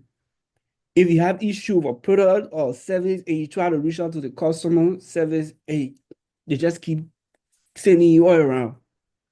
Yeah, from one place to another, people can solve a problem. And when you even reach to the place they're sending you, you can't get the actual solution you were seeking. It becomes very frustrating. So big companies always have a good service designer, someone who can design a very good and effective service for customers. They could be customer service managers. So they come up with a perfect solution, that a step-by-step solution that can solve the user's problem in case it arises. So service designers work to improve the overall user experience of services by focusing on the entire service ecosystem, which includes people, touchpoints, processes, and technology. So as a service designer, you understand everything of the UX design process, but you are focused on how you can improve the service for everyone. Skills needed: systems thinking, journey mapping, prototyping, research, and service blueprinting. Typical employers are consulting firms, healthcare organizations, and public services. Customer experience designer. These people are more focused on customer service. We call them CX for short.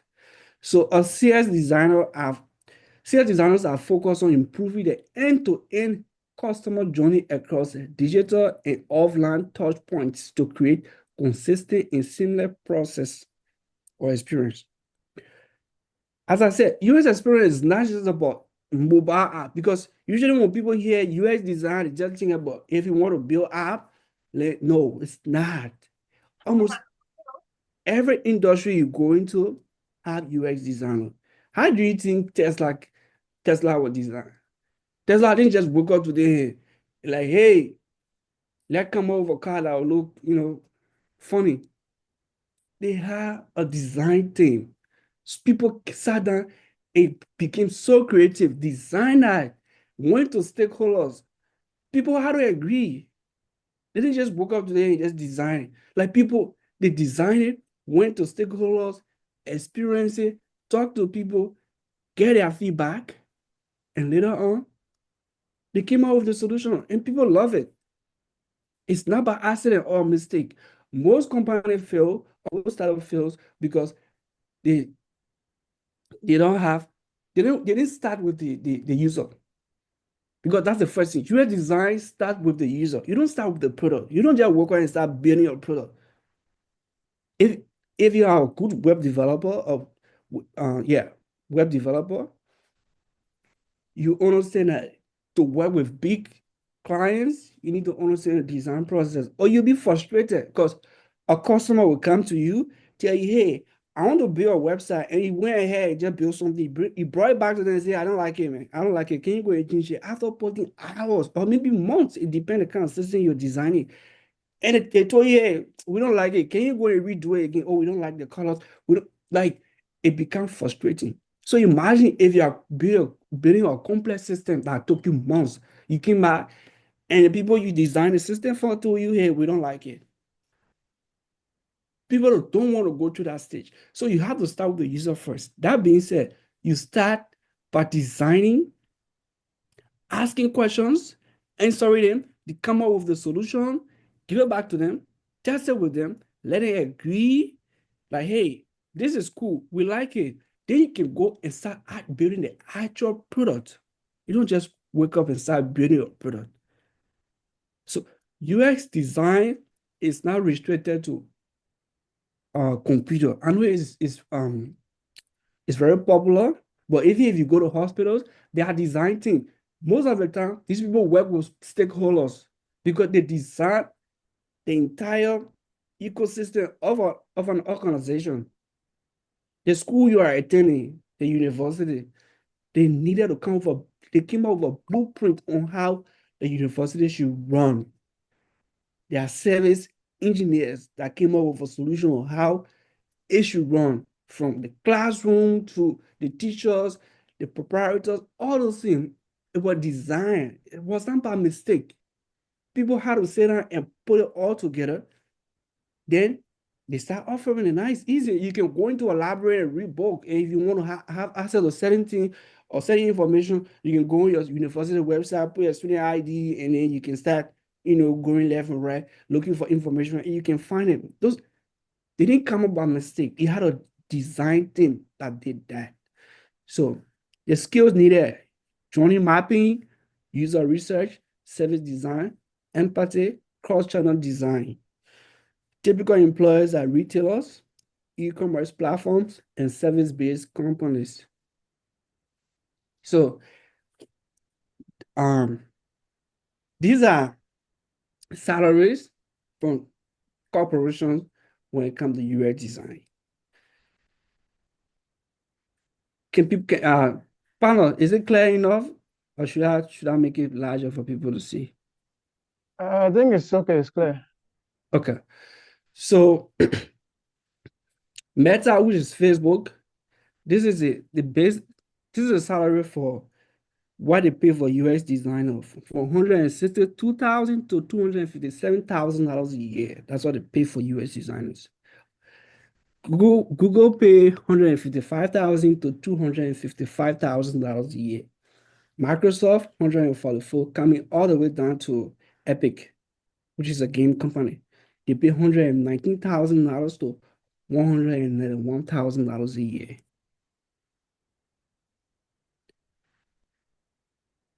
So how to get into UX design?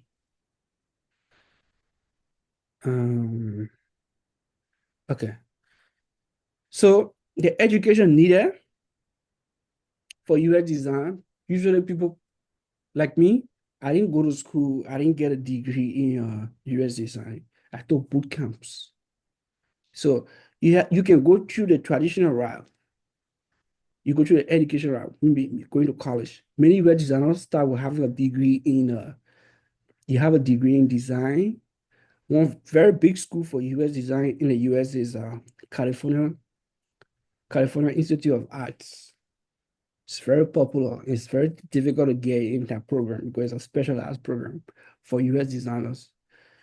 You can also have a degree in computer science and then become a UX designer or psychology. Psychology is very important. Remember, you need to have empathy. You got to stay in the shoe of the user, understand the pain they are feeling and how you can actually help them solve that problem. Also, it's also possible to break into the field with self-taught skills, online courses, and boot camps. It's a long way, but you can make it. You just have to find the right courses, dedicate so much time, and actually know what you want to study. I just listed a few of them. There are a lot of US experience roles. So if you understand where you want to find yourself or what you think you can fit in, you just start with that instead of going around in bubbles. To get into UX, the skills is needed, but also most companies look at portfolio. Like right now, Tesla is hiring a UX designer in one of their branches, but they're not asking for a degree. They want someone who is very good at UX design and they want to see your portfolio. They want to see your thinking, your thought process, how you can analyze problems, how you can solve them. So you need to have a portfolio. Yeah. And also, after the portfolio, you need to be familiar with tools like Figma, Sketch, Adobe XD, InVision, and other tools. They are all crucial. You need to understand them. So building portfolio is very important. If you have good portfolio right now, you can get job in any tech company for UX design roles. You can. If you can strongly and represent your idea, explain your thinking process and how you can solve problem. UX design is all about problem solving. So if you can solve problems, you can become a very good UX designer. Tools like retailers, e-commerce platforms, and service-based companies. These are people who these are tools that you should try to be familiar with also. Experience. Partner, Yep. so we have like 15 minutes. Mm-hmm. Since, I don't know, will you be able to share the PPT? I will. Okay, so if you have maybe any kind of a demo or any other thing more to talk about, then you can focus on that for the next 15 minutes. Or if it will just be on these ones, then, but just know that we have 15 minutes left. Yeah, so what I'm doing is we have a demo, but the demo is not actually building a prototype right now because I want to walk people through the design process. And then if people are interested, we can have another session, maybe on weekend. We can actually build those applications that we are talking about. So today we will not be any app. Yeah. So you need to have experience. Yeah, like you need to work with like maybe do internship, do freelance work, personal project, and all of those things will help you to get into UX design. So the UX design process, we empathize with the user, we define the problem, we ideate the solution, we come up with a prototype, we implement and iterate, meaning you go back from the beginning again, keep doing it. So you can't stop. It's like you're going in a circle. When you reach to this part, you have to go back and start again. Understand the problem and keep refining. So this is a demo. Let's just walk through on how a UX designer can come up with an effective solution to a problem, right? This is a telemedicine app, and we have Jindo. Jindo have a problem in your community in Liberia, Pinsville, and we're trying to understand how we can actually help to solve a problem. Her name is Jim Doe. She's 34 years. She's a market vendor. She lives in Pinsville, Liberia. Her background: Jean is a hardworking mother who supports her family by running a small business in the local market. She lives in a rural community with no hospital or clinic nearby. She owns a smartphone and uses it for communication and basic tasks. So this is a user persona where you target someone who have a problem, understand that problem, and see how you can solve it. And what are her goals? So Jean's goal is to have access to reliable medical advice quickly, especially during emergencies.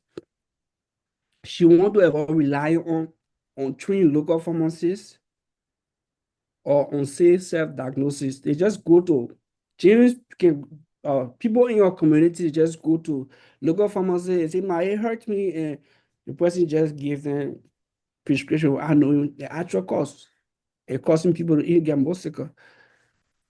Ensure the safety for pregnant women and young children in her community. That's our goal. And what are her frustrations?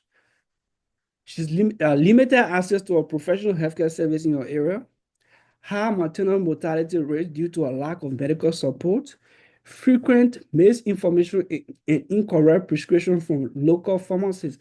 These are her all frustrations that she's having, not just her, but people in her community. And what is her behavior? She relies on prescription drugs from unlicensed pharmacists. She delivers babies by the help of local community helpers, like no one to help them. That's what happened. That's her behavior. And what can we do? So now we understand her problem. Then we're trying to empathize with her. And how can we do that? How can we do that? We understand Jean's need and the challenges in her community. And we need to start asking questions. How can she access healthcare service quickly in emergency? We have to answer this question. What features will help her trust and use the app? Maybe it could be verify users or verify doctors, prescription safety. How does she manage emergencies today? And what's missing? We have to understand how she deal with the problem and what can we do to improve it. And the methods that we can use to empathize with her is conduct surveys or interviews with women in Pinsville to identify specific healthcare concerns. Collaborate with healthcare professionals to understand rural and medical needs. So remember, we talked about the research is very important. If you don't understand the actual problem, you are going to build something that the user don't need. Then we define the problem. So this is our problem statement. Jean needs a reliable telemedicine app to access doctors and nurses in emergency because our community lacks healthcare facility and local pharmacies are unreliable. It's our problem statement. The key features we want to give the app for Jean and the community members to use are on-demand video calls with licensed doctors and nurses, a feature for doctors to send prescription and patient through the app, a simple interface is easy to use for anyone to understand and navigate. 4, healthcare education videos for people to be more knowledgeable about the problem and healthcare solutions. Ideate. So in the process, we brainstorm the app features tailored for Jean's situation. Emergency consultation, a one-click option to connect with doctors via video call. That's one feature we provide in the app. Prescription, a way to collect patient data and send to doctors and nurses for diagnosis. We need to provide this feature. Healthcare library, offline, accessible to videos on maternal health, childcare, and common illnesses. So they need to have access to videos, but offline, we need to make sure, because remember, internet is not that going library. So they need to have access to the videos, even if they are offline. Community support. We need to build a forum where users can ask questions and share experiences by motivated healthcare professionals. We need that. Prototype. Now, we develop a wireframe and prototype. So how do we do that? We make it very simple. A home screen with a quick access to core data and a healthcare library buttons. A secure user profile to save medical history and prescription. A step-by-step process for video calls with data. Test.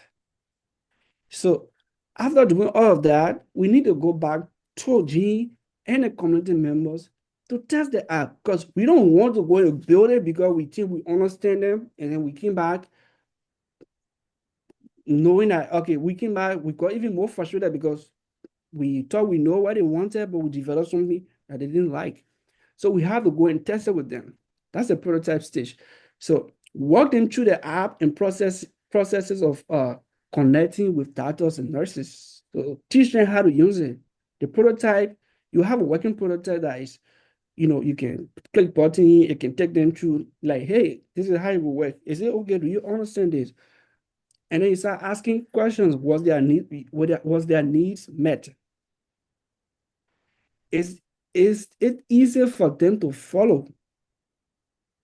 So if you can answer those questions, meaning you are on a good path, then you can move to the next stage. Implement, develop, and test the app with Gene and others. So walk them through the app, connecting data. Okay, we already talked about this. Then we go back to, after implementing the application, I think I made a mistake here. So step 6 is actually building the product, right? Once you got that feedback, you went back and improve it. Yeah, so here you get that feedback. They will ask questions that you may not have thought of. You have to go back and improve that. Or if the process was easy, everything was, the question was answered, then yes, you are okay to move to the next stage, which is to implement the solution, build it. So you go back to the engineering team, or if your company, if you are doing everything by yourself, you go and build the actual product, the application, and bring it back to Gene for Gene to test it in the community members. So after that, iterate. Gather feedback from Gene and other users. Does the app improve access to healthcare for community? After you develop it, you have to go by and answer this question. After the community members and Gene friends already using the app, are there additional features that you think they need, like medical health support, vaccination schedule, all these things? Then we go and refine the app based on the user feedback and expand to other unserved areas. So once we understand the community and we solve that problem, it's become so easy for us to move to the next community and keep expanding. That is the design process. So we'll stop here because of the time. yeah, we'll stop here. So let's just open up the platform now for those who have questions. We're going to take like 3 questions at most. But before the questions, those that are still following, you can just send your appreciation and thank you messages to the speaker while we take at most 3 questions. And then we will climax and call it a day. Yeah, So if let you me have say any question, yeah, go ahead, Hannah. yeah, so the process is long, and I actually want us to build a product that I talk about, the telemedicine application. So if people are interested in the UX design process and want to understand it more, I don't just want to read slides. I want us to actually build it together, understand how it works. So Orlando can create a sign-up form and then send to your people who are interested, sign up, and we can find time where we can actually start, we can go through everything. Like here, we need to understand the elements of UX design. I just listed everything here. We talk a few of them, but the user research, the information architecture, all these things, they are very deep. They are subtopics, that are things that we didn't talk about that are left for us to go through together. So yeah. All right. So we'll work on that, and then we'll let you know. So we have two persons' hands that are up. So let's take Emmanuel Che. Emmanuel, you can unmute Yeah, yourself and ask your question. yeah. Firstly, I want to commend the veteran for his presentation. It was actually brilliant, and I think I understand few things. But I want to understand something. You said something regarding portfolio. You said you did not actually acquire the formal education for UX design, if I got you right.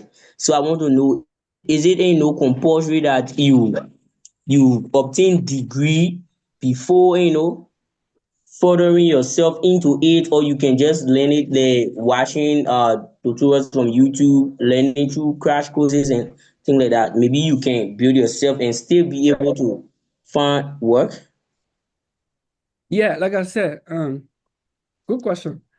You don't actually need to have the degree, but it's very important to have, because big companies need people who understand the design process.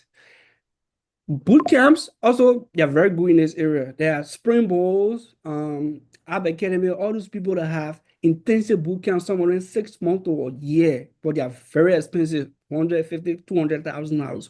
You pay and go for intensive training on UX design. They teach the processes that are involved, and you can build a portfolio. But you can also go online, find some UX design courses. I will try to get some documentations and links to send.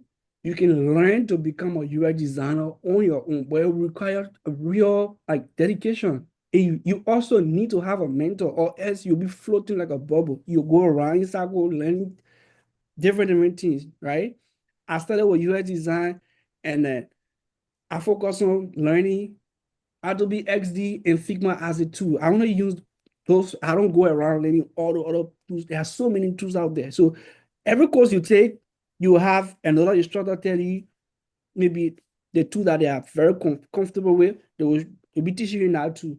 So you need to understand, find a place in the UX design cycle where you want to find a role that you think you want to work in, and then find courses that align with those roles, and just keep learning, build portfolio. All right, let's take the last person. That's Lucas. Yeah, thank you very much, Mr. Presenter. I actually want to ask if we can use the UX design to do some basic analysis, as I was somehow part of your presentation. So do we need to do some analysis using UX design, or just purely on architecture or something like? I didn't understand your question. Can you come again? I was asking if we can use UX design to do some basic statistical analysis in the social sciences, or is just purely on designing, like website designing, or we can use it as other softwares like Stata and R for basic analysis? Yeah, so usually we use surveys. You need you can use analysis tools to analyze the user's feedback also. But Google surveys, one-on-one meetings with people, those are the most effective areas that we get feedback from. If you have more data, you could also use visualization tools or data analysis tools to come up with a perfect solution for them. Like if you have 10,000 or 1 million 1 million people that you test their idea with, you have a lot of data. So you could use data analysis tools to analyze all of those data and then come up with a solution for that problem. All right. Okay. All Thank right. you. All right. Thank you so much, partner. We'll get back to you once we're getting those that are interested, and I will reach out to you. But thank you so much, and good morning to you, and good night to me, and good afternoon and good evening to those back home as well. So there's so many time difference. But thank you so much for being here. Okay. Goodbye, everyone. See ya. Bye-bye again. So, all right, so guys, let's do the attendance quickly. I'm taking the first train. Present. Yeah, just wait a little bit. Let's just finish this thing quickly. Okay.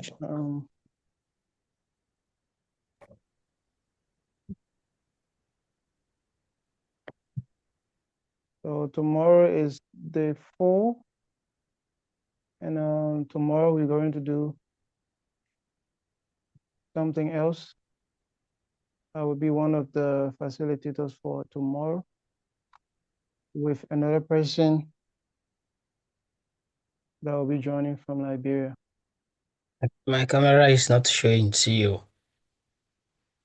Yeah, if it's not showing, as long as the name is showing, we will still. Said you cannot start your video because the host has stopped it. I don't think so. Other people's cameras are on, but just stay like that, and we'll still capture your name. Okay. So like some people, the camera was on, and then when we took the first train, they probably turned on the camera. So like they actually switch from that screen to the other one. Sometimes that's why you cannot be capturing the attendance. So if your camera is off, you just leave it off, as you might be capturing the other side of the wall. But please install your arrow. We're going to start using it on day 5. We'll use it. Tomorrow we will not use it. I will present on something else. But we'll use the Arrow Studio, the Arrow and Arrow Studio on day 5 and day 6. So for data analysis, we want to use it for that purpose. So please make sure you have your Arrow and Arrow Studio. There are 2. You have to install both, Arrow and Arrow Studio. We have conducted some other trainings, and I'm sure many of us already have them. But for those that haven't, you can try to install it. And if you have any problem along the way, just send a message in the group, and we're going to help you to solve that problem. Hello, see you disconnect my camera. No, just wait a bit. As long as the name is showing, we'll also capture it. I'm taking the last train now, so. Whenever my name will be there. No. As long as you're online. Okay, Chief. As long as you are online, your name will be here. Oh, let me just do the backup for the YouTube, for the video, just in case you want to verify from the YouTube. So just give me 30 seconds to do that while your camera or your mood is still there. 20 seconds.